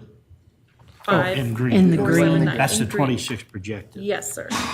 So where are the numbers we're considering then beyond the airport levy? Is that additional general funds? No, they tried to balance themselves without waiting for the tax dollars to be distributed, and they got really close. They were $5,000 short. So we were proposing to give them the extra $5,359. They, like I said, they tried to estimate their own tax themselves and came really close. But when I did it, this is the amount that they would get. They could have an additional $5,359 in authority, and then their revenue and their expenditures would be matching. So I'm still confused. Is this general fund money or is this from their airport levy? Airport levy. It would not have anything to do with the general fund, airport levy. Okay. They tried to estimate it themselves and did a really good job, but just that much off. So is the total then for the airport going to be 1225479? Correct. Okay. This would bring, that 5,000 would bring them to match my number. So I'm still confused. Where does the full O&M increase come in, the 53,000? Where does that play? They're not going to get it. But where would it have come from? Alan, do you want to explain what your O&M budget is? The Adverti- dollar amount. Advertising, No. No, Where's the revenue coming from? So that would be from airports tax ask for their The levy. levy. or their Yes. reserves. Or their reserves, one of the two. If you gave them the full amount, they would be out of balance to the negative, and they would have to use reserves, or you would have to tell me to take money from the general fund and give it to the airport to balance. So in nowhere do passenger fees and those other things that come to the airport, are they in this anywhere? They're in their revenue estimates, yes, not tax But estimates. not that O&M increase. Yes. Potential O&M. So if you refer to the expenditure versus revenue sheet, you will see their full revenue. The 2055866? Is 206,1,225. Their proposed expenditures are the 2055866. So That's they 5 different. have revenue above their expenditures of $5,359, again, because they tried to estimate their own tax. And when I did the tax number, they are getting tax money for under the airport revenue levy, an additional $5,000, $359. We just want to be able to give them that so it zeroes out. What we're trying to do is zero, just balance their budget exactly, so we don't have a, If we don't do that, that $5,359 will go to their reserves. They will not have the budget authority to So it's use just that. spending authority is what we're talking about? Correct. Okay. Correct. Just to balance them. Yes, to get them to zero. yeah. Great job, Alan. Way to work. You owe me, Alan. That's right. Just, Christie was worried about you being here and not her, huh? He made things Okay, very so my tough. suggestion is to just add that 5359. I'm good. Yes? Yes. Yes. Yes. Yes. We got all yeses, so let's add that in. okay.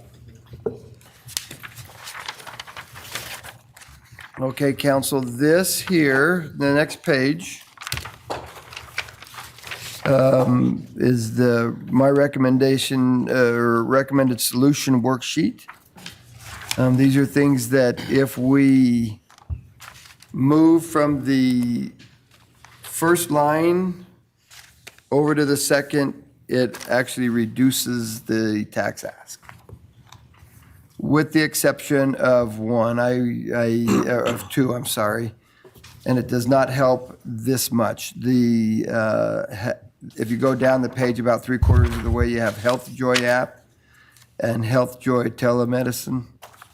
Those two would not help us to that dollar amount. It would help a little. It's an interfund change and stuff. I didn't realize that, so my recommendation is to leave them in and not remove them. Just simply because they're well used. It's good to have. I was just looking for money, and it doesn't give us the money that I was hoping to get, and so I messed that one up. So just to reiterate, if you'll notice on the screen, everything that you have added in, the gap remaining to balance the general fund is $808,000. If you take those two out, which is the recommendation, because that is not all general fund money, it is interfund transfer between all of the departments, that will increase that number. It'll increase that, what is that, If I take them out, 46,000? that is now going to increase the general fund $853,000. But that doesn't give us what I anticipated it giving us, and so I don't, if you take it, it's not gonna help us that much, so, It will help some, but not as much as we Not- had yeah. anticipated. yeah. Then as I've gone down through here, you can see the mayor and council vehicle. I've recommend we remove that. Remove $5,000 of the operating budget from the mayor's office. Finance, I've recommended that we remove the $6,000 from finance there. The GIS server and professional services, I recommend we remove those. I believe that we can get this server is important for us to have, but I think we can get that in this year. I think that at the end of the year, we'll be able to take a look at it, and I think there's a way to get that done. Outside consulting, our staff does a great job. $2,000 doesn't give us enough, and this is mostly used, Heather, correct me if I'm wrong, it's mostly used for job descriptions and making sure people are placed in the right place for the right steps. I think that they do a good job. I don't think that we need to do that. The crime scene, the FARO crime scene, I think will be something that if I work with the police chief, we'll be able to get that done this year opposed to next, just so that we don't have this tax ask. And the same thing with the Station 1 and Station 2 paving and stair repair.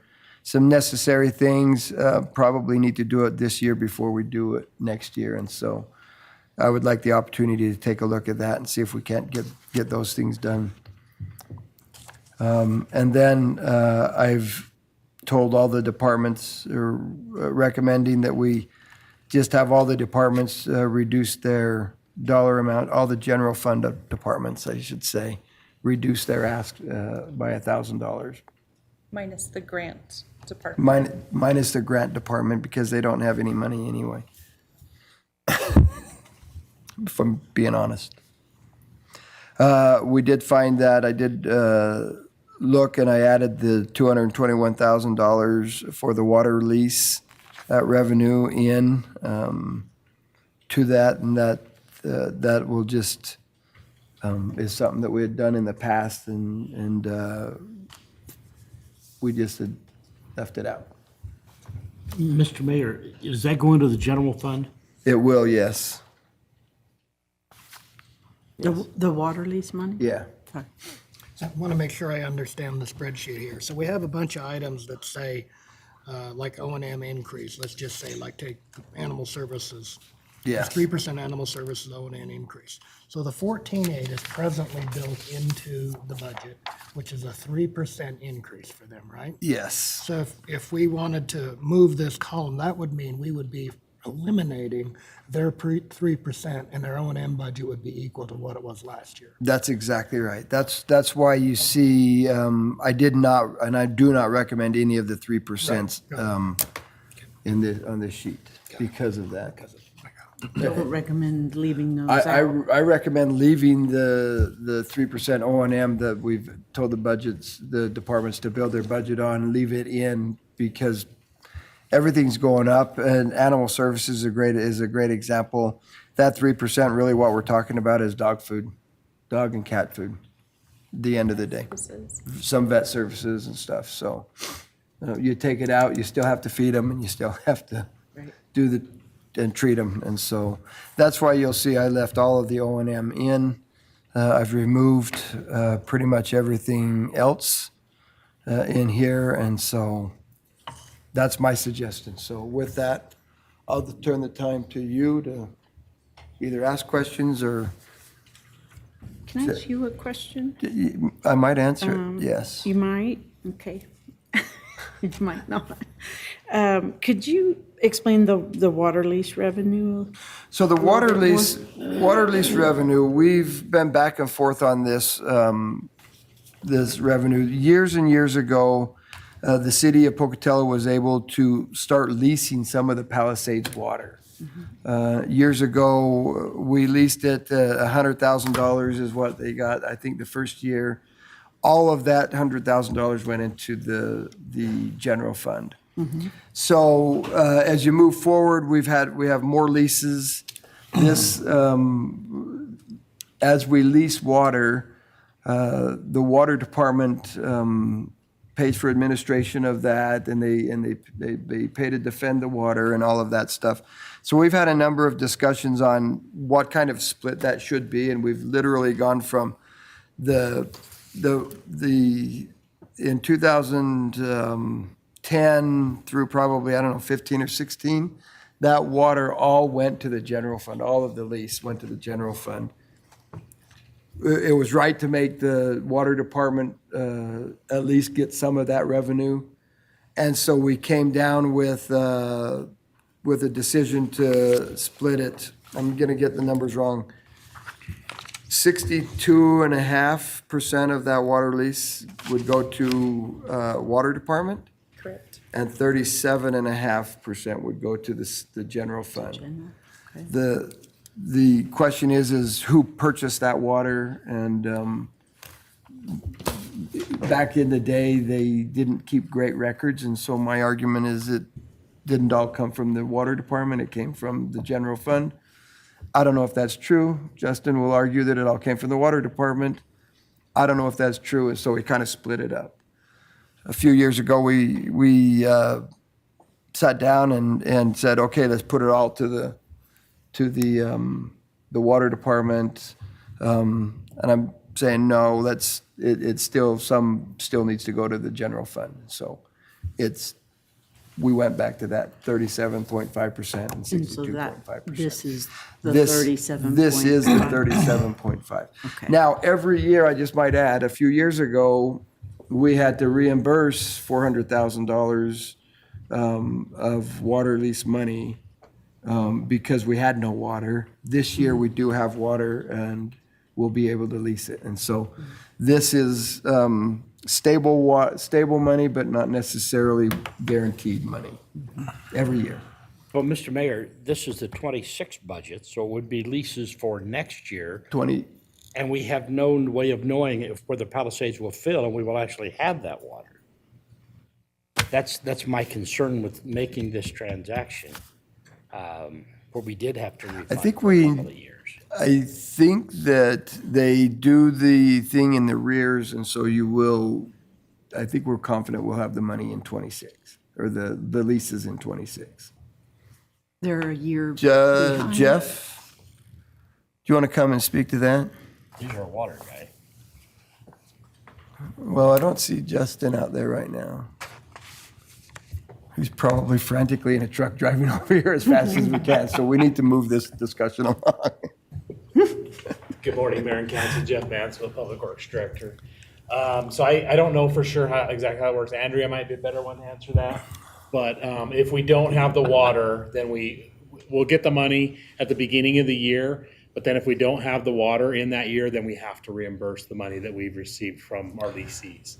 So is that? And that's what would happen, and ultimately, at the end of the day, if that happened, then we would have a discussion with the departments, and I'd be reducing their budgets. Yeah, because we had that situation happen last year. Yeah, we've had that situation happen a couple years. Yeah. Couple years. And so that's what Typically we have do. to have the water. Yeah. Before you can, yeah. So, does that answer your question? Well, it does. I guess it wasn't a question. It was just trying to make a point that we can't count on this money. Yeah, no, this Because is, Palisades didn't quite fill this year. It got very, very close. And the projection is it's not going to fill next year. And it's, the whole system's going to probably be off next year because we don't have the runoff this year that we had in the last couple of years. So it's a little iffy counting on that whole 221. okay.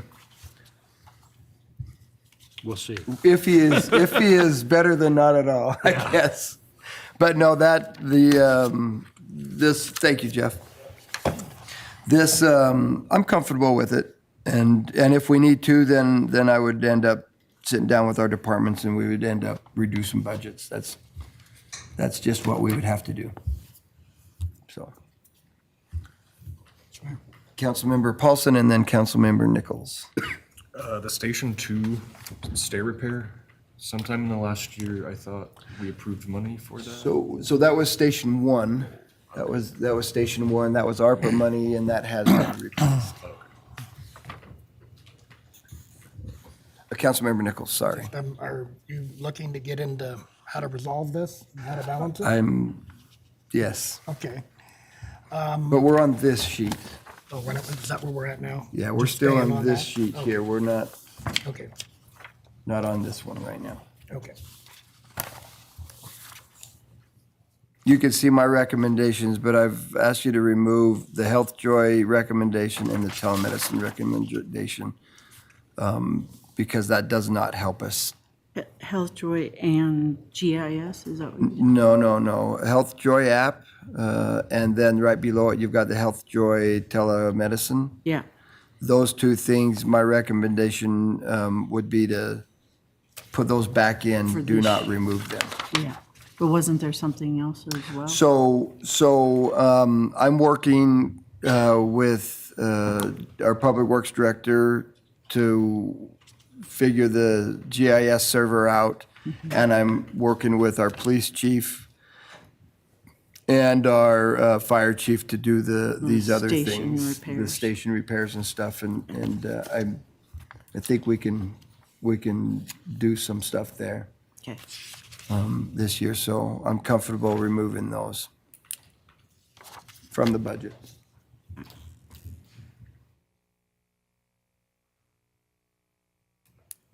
So, let's start down here. Start down here. Mr. Mayor, I agree with all of these recommendations as they are. So you agree with all of them? That's how we're gonna handle this one? We'll go down the line? The only thing I don't love is Station 1 and Station 2. Okay? You don't love them, but are you okay with them? If we can get them done? If we can get it. Okay. I'm pretty confident we can get them done. I talked with the chief yesterday, and I feel like we can figure it out. So.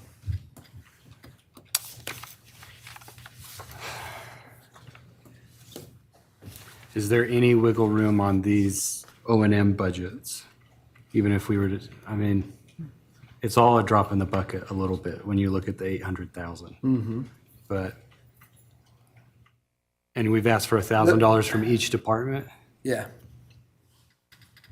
So they could take that $1,000 out of their O and M, they could do some of that. I've just kind of said, you guys figure that out. Okay. I mean, I'm comfortable with what we've taken out. My one question is, with taking the mayor and council vehicle out, building department's gonna be without. We're not gonna be able to, or did we have an idea for what to do? Yeah, we do have we've got some money now in the mayor's budget, and if we're not buying new and we're exchanging and passing down and stuff. We've got a then plan for that. We've got a plan for that. We can do a budget amendment for the current year if you don't want to do it in next year. Yeah. Okay. Spending authority. Because we do Yeah. have the funds available in our Fund 78 account. I'm comfortable with all of these reductions. Okay. Mayor, I would just comment too, to Councilman Bates's comment about the O and M. You could take any amount of that you would wish. You could do half each number, you could quarter each number, you could leave it nothing, you could take it all. The numbers are there for you to decide what to do with. Yeah. I'm okay with it as proposed. Linda? I am good with it as proposed, with the understanding that those items that we discussed, that we would make those happen this year, because I think those are important. But I do agree with the approach here of not going after the O and M anymore, because all of our costs have gone up. I mean, it's just more expensive to operate now, so I don't want to cut those to the point where it's just, they can't operate the way they need to. Sure. So yes, I'm good with the suggestions, but the things that we noted, the health, Joy, the station repairs, and the GIS server, that we would figure out how to make that happen this year. Okay. How do you feel? We have a long way to go to balance a budget. I think it's going to require a lot more cutting. Not sure how we're going to get there, but I don't think leaving this the way it is going to be enough. Okay. So you're a no, but right now, as we move forward, we'll leave it, because we've got 5 that have said leave it. Just have a question that would affect Rick's point. The interest income that we used last year, and I know we have some of that proposed again, but we went very conservative on that estimate. Is there any room there to? So we did go conservative. That was for this year. Next year, I think we're conservative. I think we're going to be okay, but I would be hard pressed to try. Try to squeeze a little more out of it. I would be nervous if we tried to squeeze more than the added 250 that we added earlier today into that. So I think that I don't think I'd mess with that Okay. there. If you flip the page there, we have the remaining part of this suggestion. And we have, in the library, we have seasonal positions. My recommendation is to eliminate those seasonal positions for a savings of the $22,533. Rick? Mr. Mayor, I'd like to know where the library levy rate stands. And whether this O and M increase is above or beyond that levy. It is not. None of our levy rates are pushing the max in any way. Is there any general fund contribution to the library? No, sir. And my question is, what is the impact of eliminating those seasonal positions? Is Eric there?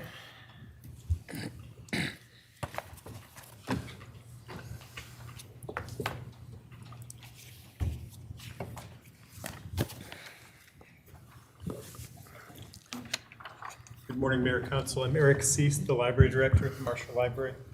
Those two positions are what we refer to as library pages. They are not positions with benefits or anything like that. They're seasonal.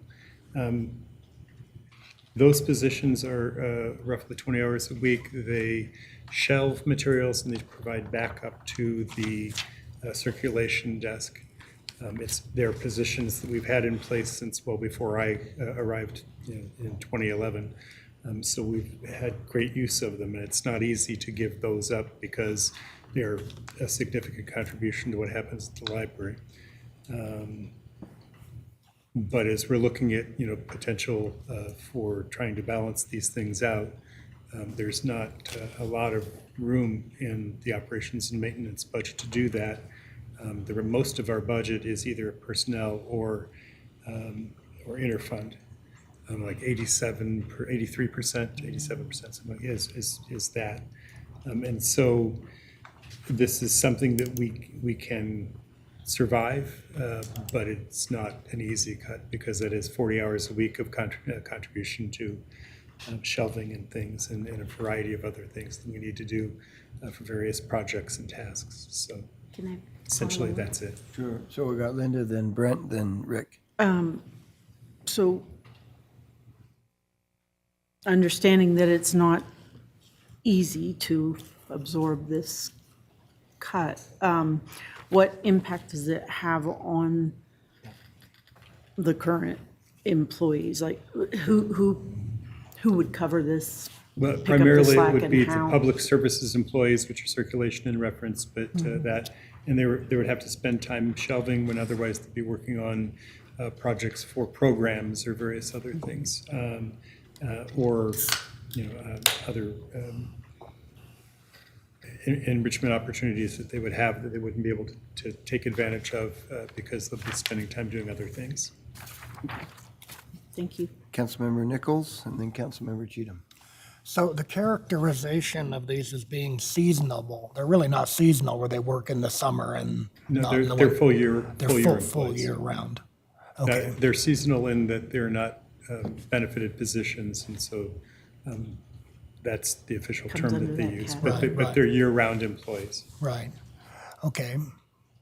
And if we were to retain those position, what is the impact then? That just, it's going to cause your levy rate to go up a little bit? Or I didn't, Yeah, that's what would happen. yeah. If you look at the expenditure and revenue worksheet, you'll already see that the library is exceeding expenditures over their revenue of $60,000, which is why they're on here. So it wouldn't be a matter of their levy increase, because then we would have to adjust from other rate, other levy, other departments, tax fund departments. It would just be a matter of having to cut that amount or use their reserves. So to clarify, if we put those back in, where's the money come from? It would have to come from reserves, or you would have to take it from another tax fund to balance the levies. I wouldn't do it as a general fund transfer. I would redo the work of the levy balancing so that it would take away from all of the tax levies to give that $60,000 to the library. Okay, I see, thank you. And if we leave them out, does it come out of that does it lower that 60? Yes, if you'll see on the very front page, it shows their gap. The mayor is recommending those come out. That gap would then be 37,000 at the very top. Oh, I see.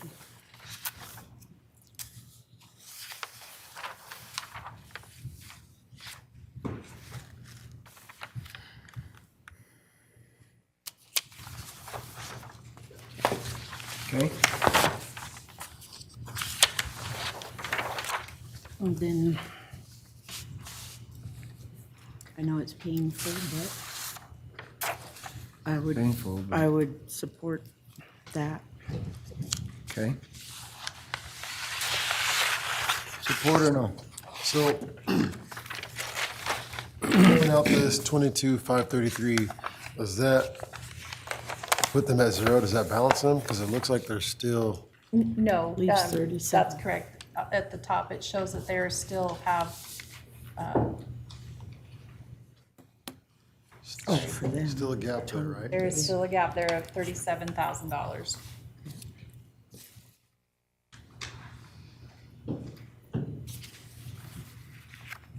So that additional gap there, will we cover that? Will that come from reserves or? You would either have to, yes, approve them using some of their reserves, or again, I would have to go through and recalculate each of the tax funds, tax money, and take enough of that away from each of the other tax funds to balance the library. Okay. So what does the library have in reserves that might be able to cover that? If you look on the expenditure and revenue worksheet, Okay. they have 637,000 in excess reserves. Right. You may have followed. You see that? So, Mr. Cease, you would rather have these two employees go away as opposed to paying for them out of I wouldn't reserves? say he would rather. No, he- This is my okay. recommendation, not his. Oh, okay, I'm So let's not put words in his mouth. I'm sorry. Thank you, Mr. Mayor. But that's the question we have. Yeah, that's the question. Yeah. That's what we're deciding, but it's not what Eric wants. So if we were to retain this 22,000, how confident are you that you could use those reserves without like pulling the rug from underneath yourself to supply this? Like, because are there other things that are going to come up within the year that you might have to pull from reserves down the road? It's a guess, because you don't know. When we had the elevator go out, for example, and that was $100,000 that, showed up unexpectedly. But in most years, that doesn't happen. So I couldn't begin to guess whether that would work, but I would think probably we'd be okay. It's just a question of not knowing, because it's the unknowns that make the challenge. Can I follow up on that? I'm just not a fan of cutting staff, especially if we've had them here for multiple years. These people are depending on having this minimal, even though it is minimal, they're counting on having this employment. And it's been a benefit to the library all this time, and I'd hate to see us cut that, but I would obviously love to see us have a balanced budget. I would suggest that we keep it. Okay. Councilmember Nichols. So you have 600 in library, has 637,000 in reserves. How much of that, is any of that an excess reserve above and beyond what would? That is the entire amount of excess reserves. Excess We are reserve. not showing you, we are showing you excess reserves above what we, according to our financial policies, need to hold on to should we not receive our tax payments when we expect them, or any of the other revenue that comes in. Right. Now, I'd like to chime in with Corey here of, keeping the positions, library is important. And if we're gonna pay for it out of excess reserves, that's what I'd recommend. Okay. Recommendation, we've got 2 yeses to pay for it through excess reserves. And keep them. I think to keep them. To keep them.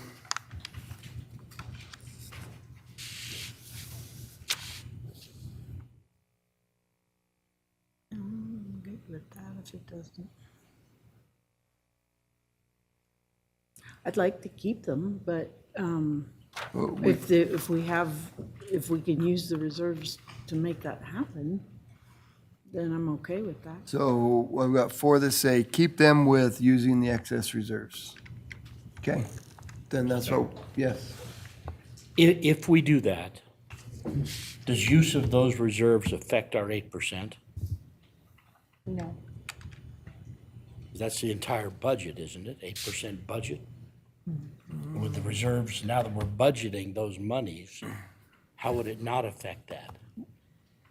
Yeah, the way I have read the 8% cap doesn't include the use of reserves. It's only the things that are the 3% of the highest budget, the 1% of the O&M foregone. It's the new constructions percentage, it's the TIF district percentage. It does not include the use of reserves. And annexation. Annexation. annexation. Any foregone that you take, you have to keep that under that 8%.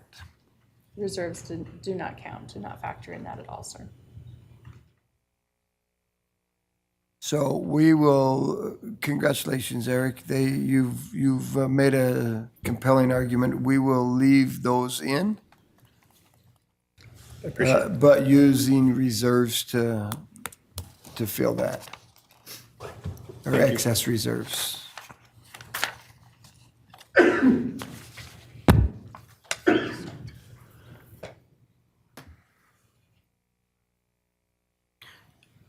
So that eliminates the whole 60, is that what we're saying?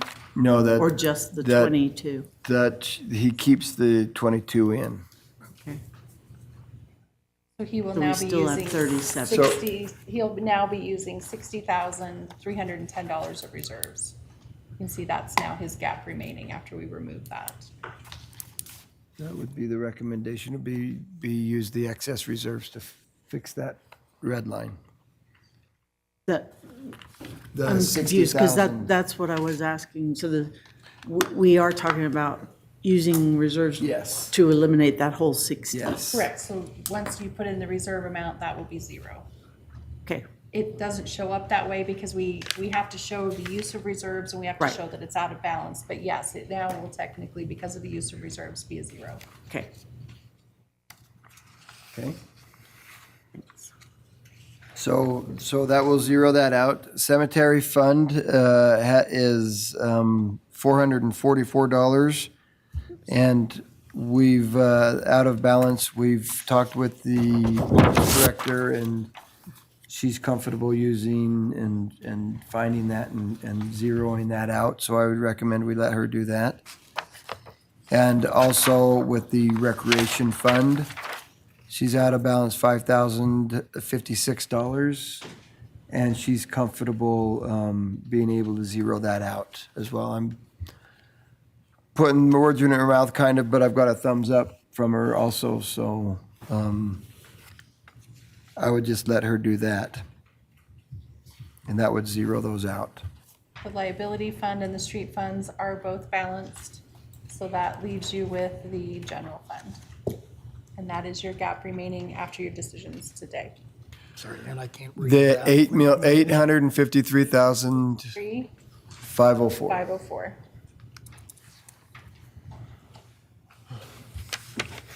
Tried to make it bigger and bolder, the gap number, and in a different color so that it would show up a little better. We just need his eyes checked a little bit more, maybe. Yeah. I'm just kidding. Yes. So the only one that we have a gap on is the general fund. The general fund. That is the last one you need to discuss today, correct? And in the general fund presently, we have $9,380,737 in excess reserves. Yes, sir. Right. Could you explain sort of where that money came from? It's a lot of different factors. Well, no, Bonnie- generally, Bonnie yeah. can correct me if I'm wrong.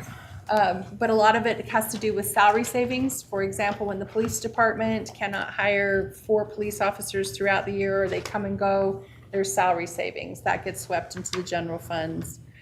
If we don't end up purchasing a vehicle and someone decides and finds a different way, gets a Cascade vehicle, that money that was budgeted goes into that. If we don't use, for example, the mayor runoff money this coming election, that money will go into the general fund reserves. It's money that we don't spend for one reason or another, usually due to some extenuating circumstance like that. So Bonnie Schrader, Controller with Finance Department. Reserve is basically just a rollover, and it's an extremely fluid number because it can always change. So we take the ending cash balance from the prior year, we subtract out payables, add any receivables coming in that we know of, subtract out the expenses, add the revenue, and then take out the 3 months required reserve, and what you get is the bottom line. Now, in the general fund, out of that amount, there's a bunch of departments in that general fund, so they're allowed to keep some of those reserves. So we have transferred those to the Fund 78, and that's their savings from that. And so this is what is left after those potential savings transfers. All right, thank you. I've got Councilmember Mangum and then Councilmember Cheatham. We had briefly discussed the recreation fund. Do you need an opinion from each one of us on that? I don't necessarily need it because I have a department head that said, let me fix it. Okay. But if you want to give your opinions, No, then. no, I just didn't know if you needed like on record, like us to No. state whether we agree or What was that an opinion on? the recreation. The recreation Oh, fund and the recreation. cemetery fund. Okay, okay. But we've got a department head that said, let me fix it, then So really my all we, suggestion would be let her fix it and this will zero out. all we have So left is general fund. All we have is the general fund. Yeah. Councilmember Cheatham. Thank you, Mr. Mayor. When these funds are moved to reserves, are they dedicated to that department that created that reserve, or is it undedicated money? In Fund 78, when, like, for example, the mayor's office makes a transfer into Fund 78 at the end of the year when we have some excess for whatever reason, that is dedicated to us in Fund 78 and it is tracked to the finance department so that it is very clear that that money belongs to that certain department. If we were to have left it into the general fund and not made that transfer, it rolls into the general fund overall and we no longer have a claim to that money. It just becomes whatever the general fund needs. Can action of the council change that dedication? Of course. If you wish that there's a big project that comes up and there is money in Fund 78 from police department, fire department, mayor's office, human resources, whatever it might be, and you see a greater need than what we are saving for, absolutely you can do that. But that would have to be formal action, Yes. such Yes. as at a budget amendment. Budget amendment, correct. Yes. Yeah. Mayor? Jump right on. In that Fund 78, out of those dedicated lines, there is 1.4 that's unassigned, and out of that, we paid the city rebranding. So we currently have 1.3 in that unassigned amount from Fund 78. Okay. So, council, if you would like my opinion, I'm always willing to give my opinion, but of what to do with this. I'm happy to give that, but if you want to. Oh, yes, please. What I would recommend is we have $9,380,000 of excess reserve. My recommendation would be you take this $853 out of that excess reserve because it is excess, and you balance the budget that way. It's one time. We have it there for a reason, and one of those reasons is this right here. So it's prudent to take the and I'll get to you in just a minute, Rick. In my mind, I believe it's prudent to take the 3% of higher than the last year's and the 1% O&M. That we do that, but then we balance the rest of it with this excess reserve. I think that if you try to balance everything with the excess reserve, you burn that excess reserve too much and you lose the opportunity to do what we have been trying to get this reserve balance build up to. to this point. And so that's why my recommendation would be you take the $853,504, I can't read my own writing, out of excess reserve and balance the budget there. Rick? Mr. Mayor, I'd like to see us not do foregone and take that 300,000 out of excess reserve also. Okay? Mr. Mayor? Yes.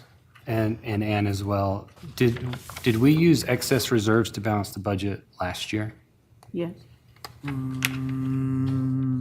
Unfortunately, I was not involved in the overall process, so I can't answer that question. I don't believe so. I don't believe we did. I don't believe we did. Bonnie might remember a little It's bit. foregone, We but, had a foregone, but I'm the not sure 1%. of the numbers, but I think we we can did for sure some get of- those. but I do not believe we did. We took a little bit of the foregone, but not the excess reserve. Like I say, I would take as little of the excess reserve as we can.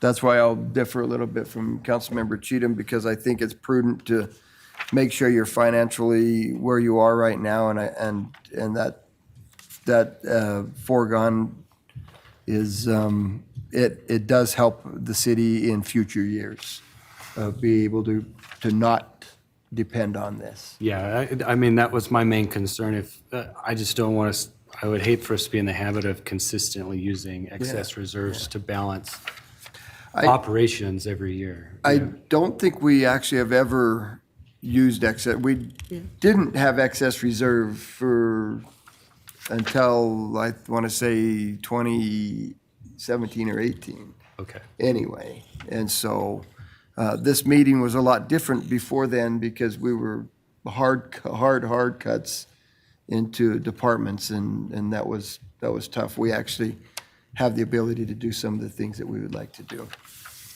now. Yes. I would just, let me think how I want to say this, just a couple of things. I agree with you about the idea of not wanting to burn through excess reserves too quickly.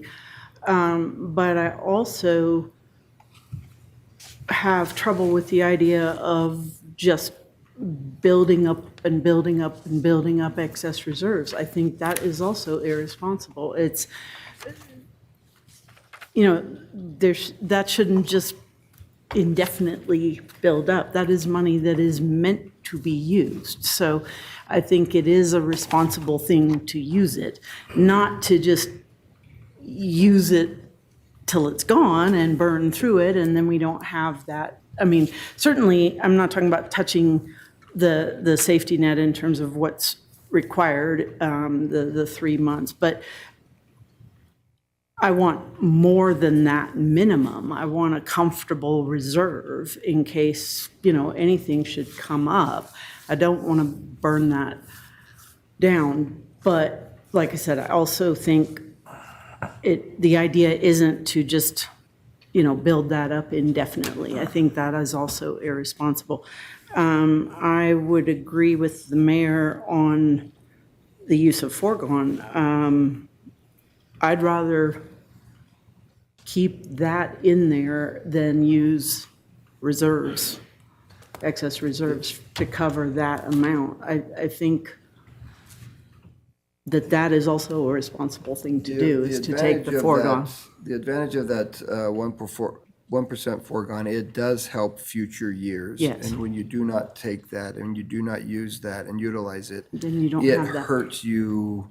Next year, if we do not use that, it will hurt us, and we will be looking at deep cuts probably, or burning a lot more of the excess Yeah. reserves, is my concern. And I think for that reason, I think it's a good idea to take it. Sure.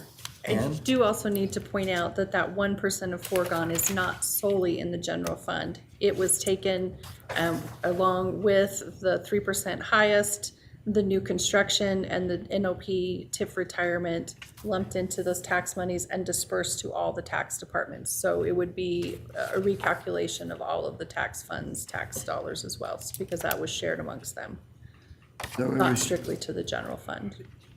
It was, okay.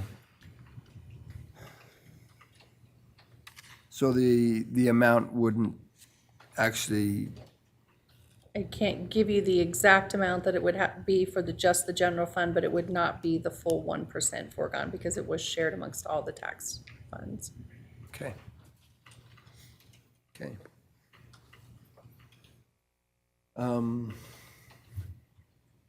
What do we want to do? There's a suggestion to use it and not the foregone. The excess reserves, we would be using $1,194,621, if my math is correct. I guess my suggestion is excess reserves to take care of the 853, but not for the 300, whatever, for the foregone, to take the 1% foregone. I think it's important to note that we are not asking to go into those, the 3% added, 3% foregone for capital improvements and Right. things like that. I think that's. Which we could. Which is still available, but I wouldn't do that. Yes. So the amount of the foregone is 222? 320, 41. 341, So it's right here. 177. Sorry, it's on this page. 1% foregone right there. Oh, okay. Which page? Yeah. Uh, It's on that page you just had. that That's what I one. thought. Got it. Yeah. About a quarter of the way down, Rick. 341. The 341, 177. Yeah. Yeah.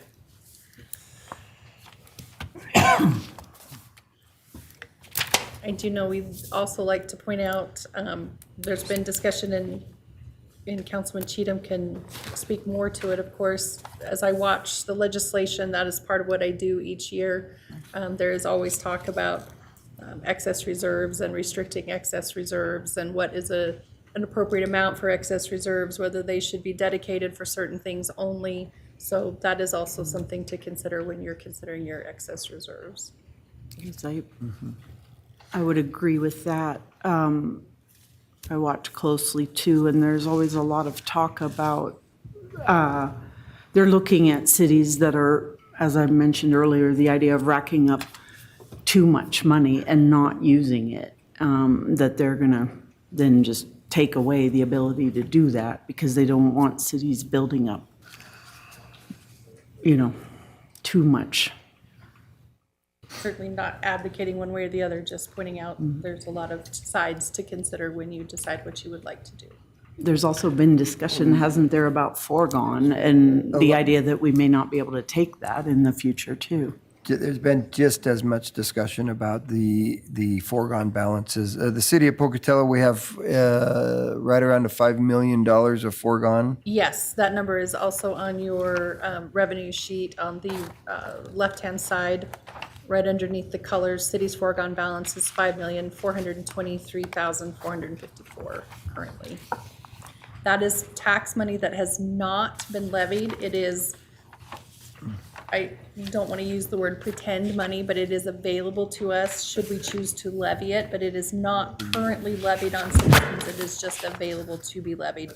Reserves is money we actually have in hand. There's the difference between those two. Say where that Yes, sheet, on the projected revenue sheet, yeah, on the left-hand side, About just right above general fund. And right straight across from that 1% foregone that you see, just to the left of it. It says city's foregone balance, 5 million. Oh, yeah. Mr. Mayor? Yes. Really, and that's my logic for not taking additional foregone. We've already levied this. Our citizens have already paid the excess reserve money, and we're letting it set idle in case we need it some point down the road. And I think it's time we use that money to fill some gaps we've got in our budget this year. And I understand it will have somewhat of an effect in future years. It will have the ability of, 3% more than the 300,000, which is $10,000. That's not a significant amount of money in the budget that we're levying overall, $30-odd million. I just don't think we ought to be asking our citizens for additional tax money, an additional, what, $1 million, whatever, 800,000, whatever it might be, when we've already got that money. They've already paid, we've already got it sitting in our bank, and we can use that money, which is what it was intended for. So the dollar amount would be the 341,000 is what you're talking about. And I agree, we should be using some of the $9 million. The dollar amount is what we disagree a little bit on, which I'm comfortable either way, quite frankly. This is, hey, Councilmember Paulson. I agree with Councilman Cheatham. That's, yeah, just agree with you. Okay, I got 2 yeses to use the excess reserve and do not take the 1% for O&M.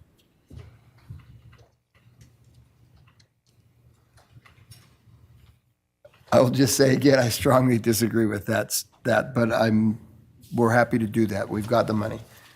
Councilmember Cheatham's right. We've used that. Mr. Mayor? Yes? I think my biggest concern is what is driving this gap in our budget that we're having to use excess reserves? I mean, do we foresee that we can't balance with excess reserves every year?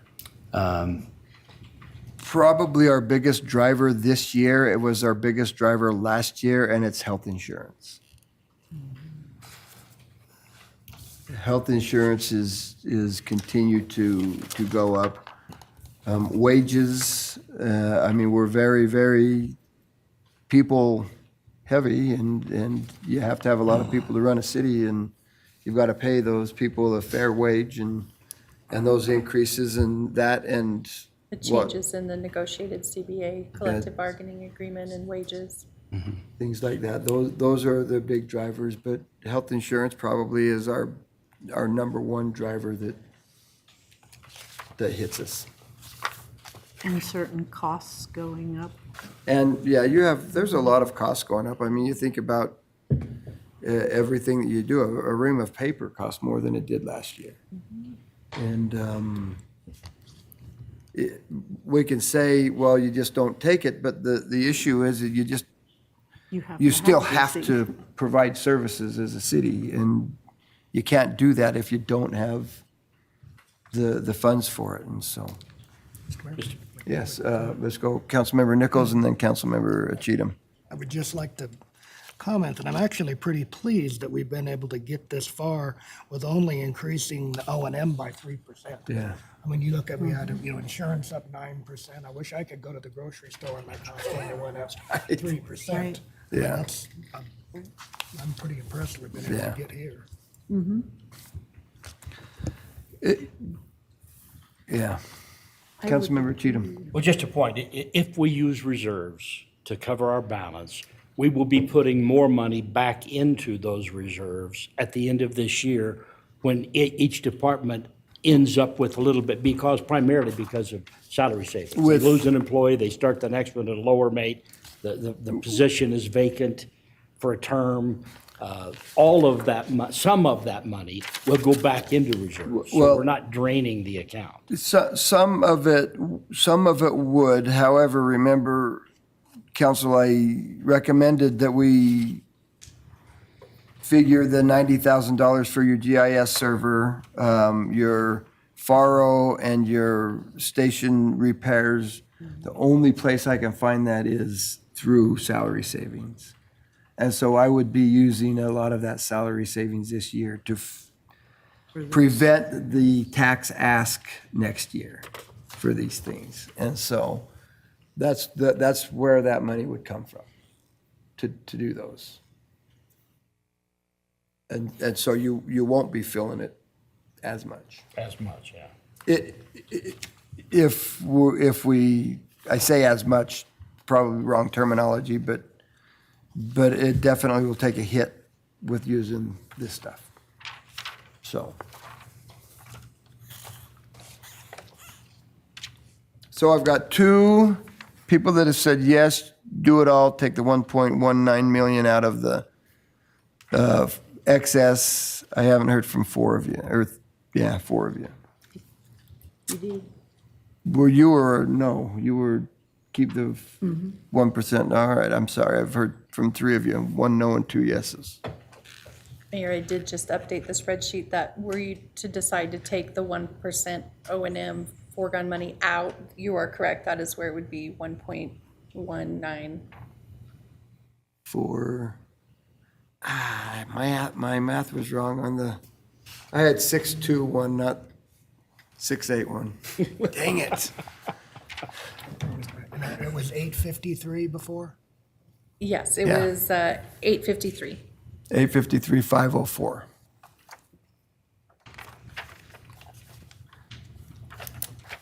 Mr. Mayor, your main reasoning for taking foregone is the way that it affects our tax ask next year, Future, yes. which amounts to, do we have an idea of? Adds $341,177 to our base, so that And we we can can- take 3% of the highest of the last 3 years, and so that just helps to build the base. So 3% of 300,000 or so? Is that, I mean, it's probably simplistic, but So it will add to the base that we take this year. It will add 41,000. 341,000 to next year's base. yeah. I support not taking foregone and just using excess reserves. Okay. But I am concerned about, I don't think this can be a habit of using excess reserves to balance each year, so, which I'm sure everyone feels the same way. Yeah, I think we all agree. And therein lies the reason why I'm like pushing that foregone, that 1% so much so that we're not relying on that. But I've got 3 use all foregone and I've got 1 no. Keep the foregone in and use it, the excess for the 853,000. I've not heard from Corey. I have not heard from, did you give me, not Brent? But I will. Okay, It's ready. you're ready. Yeah, excess reserves on the 853 and take the foregone. Okay. So it comes down to Corey. I think it's a dangerous position to be in to deplete our base for next year, because in budgeting and in looking at our finances, we have to always look at the future also and making sure that we're fiscally responsible for now and tomorrow. So I think that we should use our reserves for the 800 and then pull that 1% for the foregone. So it's 3 and 3. 3 and 3. You guys are awesome for me. Thank you. Always leave it like that. I really do. I have a strong belief that we have spent years and years trying to save as much money as we can so that we can do some of the things that we might need to do. We've talked about a couple big ones that are excess reserves. If the world fell apart in front of us and we need to replace our HVAC system, that's where we take it from, is our excess reserves. And that's the only place you have. I don't like to deplete that. It's dangerous. If all of a sudden we just have to have the apparatus storage, that's another $1.6 million that we have to spend. And I, in good conscience, we've worked hard. Departments have worked hard to be able to build some reserve and some excess so that we can do some of those things that we would need to. Through excess reserves, we were able to settle a lawsuit that we inherited at $4 million without going and asking the taxpayers to pay an extra tax on and stuff. That excess reserve, though, I agree. We've already paid it. I think it's a savings account that at some point we're going to end up depleting. And I worry about that. And so that's why I've been so strong on one of the reasons why I've been so strong on using that excess reserve for the 853. But when I bounce over $1 million on that, it just is, I think, a dangerous and a slippery slope for us. And so I'm in favor of keeping the 1% foregone and burning $853,504 of excess reserve on that. And so that's where I am with it. So that's, Mr. Mayor? yeah, we've got Corey, Councilmember Mangum, and then Council President Lyric. I, like everyone else, pay taxes, and I'm not comfortable taxing citizens. I'm not comfortable being taxed either. But I'm also of the mind that we have to be fiscally responsible for now and for the future. We have to do what's best for, I want to do what's best for the next person who sits in this seat where I'm at.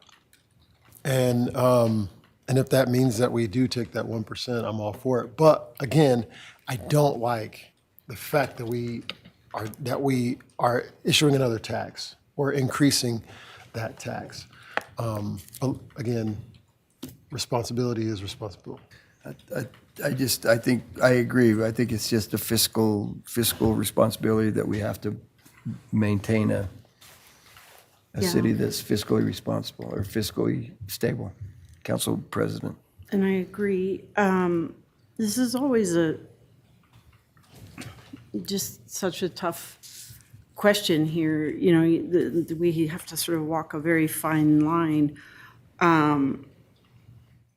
And we all want to be fiscally responsible. I think, as far as I know, everyone up here is a taxpayer too. So anything we decide for the public affects us too. We're not immune to it, and none of us want to see, want to pay more if we don't have to. So we're trying to do the most fiscally responsible thing.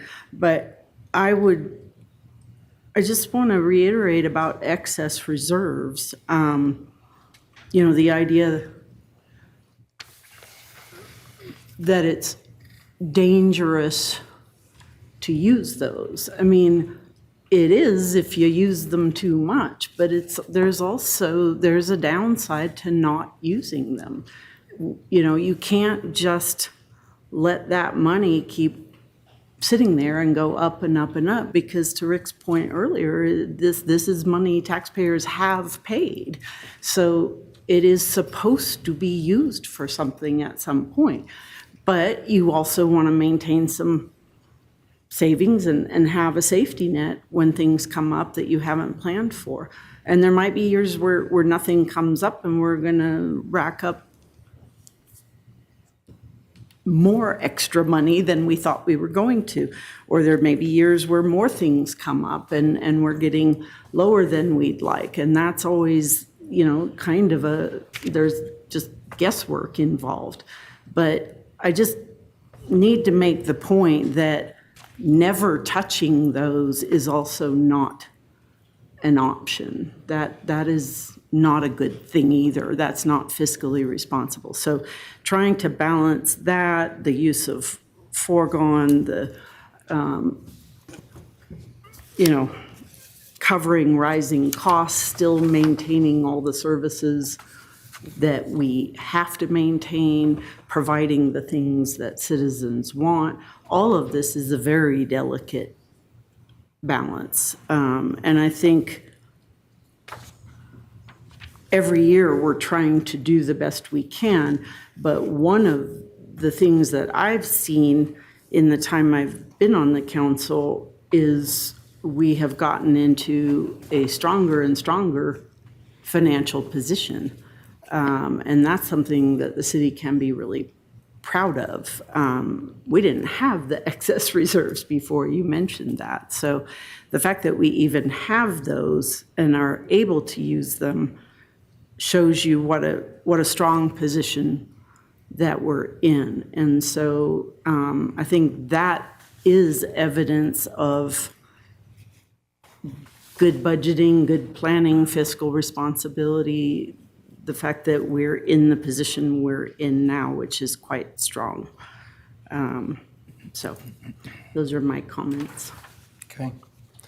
All right, yes. I know the decision's already been made, but I have a question. Do you know, I know Our insurance, health insurance went up 9.9%, but do you know what that amounts to in dollar amounts? About. Heather, would you come up here if, It's gonna be a rough number. We'll quote you on it. I'm sure you will, Linda. somebody will?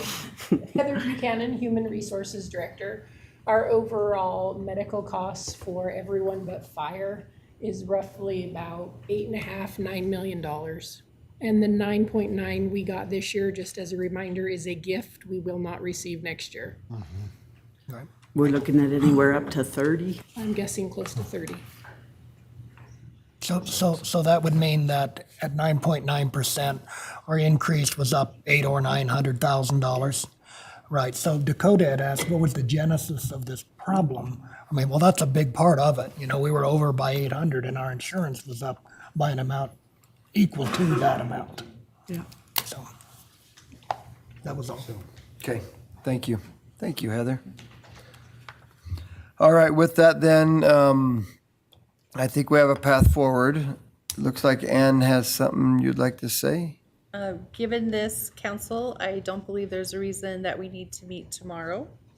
I'm not sure that we need to have the work session last item for budget.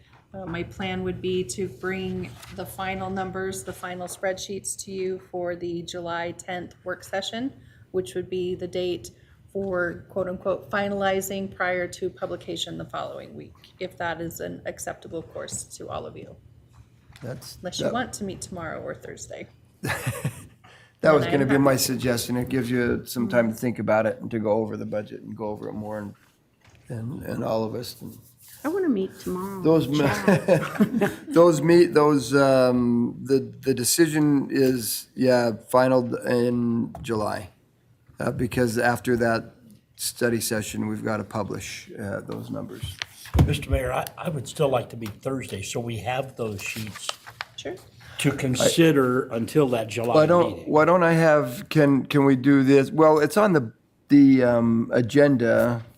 I can have Ann run these sheets and get them to us, and instead of have a big meeting on it, I just get you those receipts, or those sheets. These sheets, just updated. Good. Would that be all right?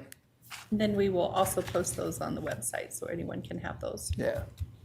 Absolutely, we can do that. So that we can be looking at those between Now. Thursday and July 10th when we finalize. Yeah. Okay. Yeah. So, okay. Well, council, this is the tough meeting, but it's amazing that we ended up where we are right now. Great work, honestly, great work. I want to thank our department heads for stepping up when they've needed to.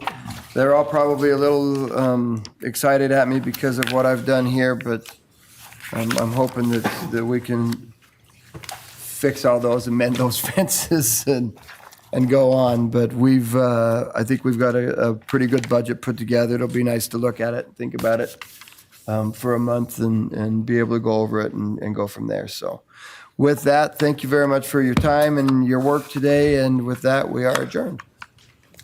So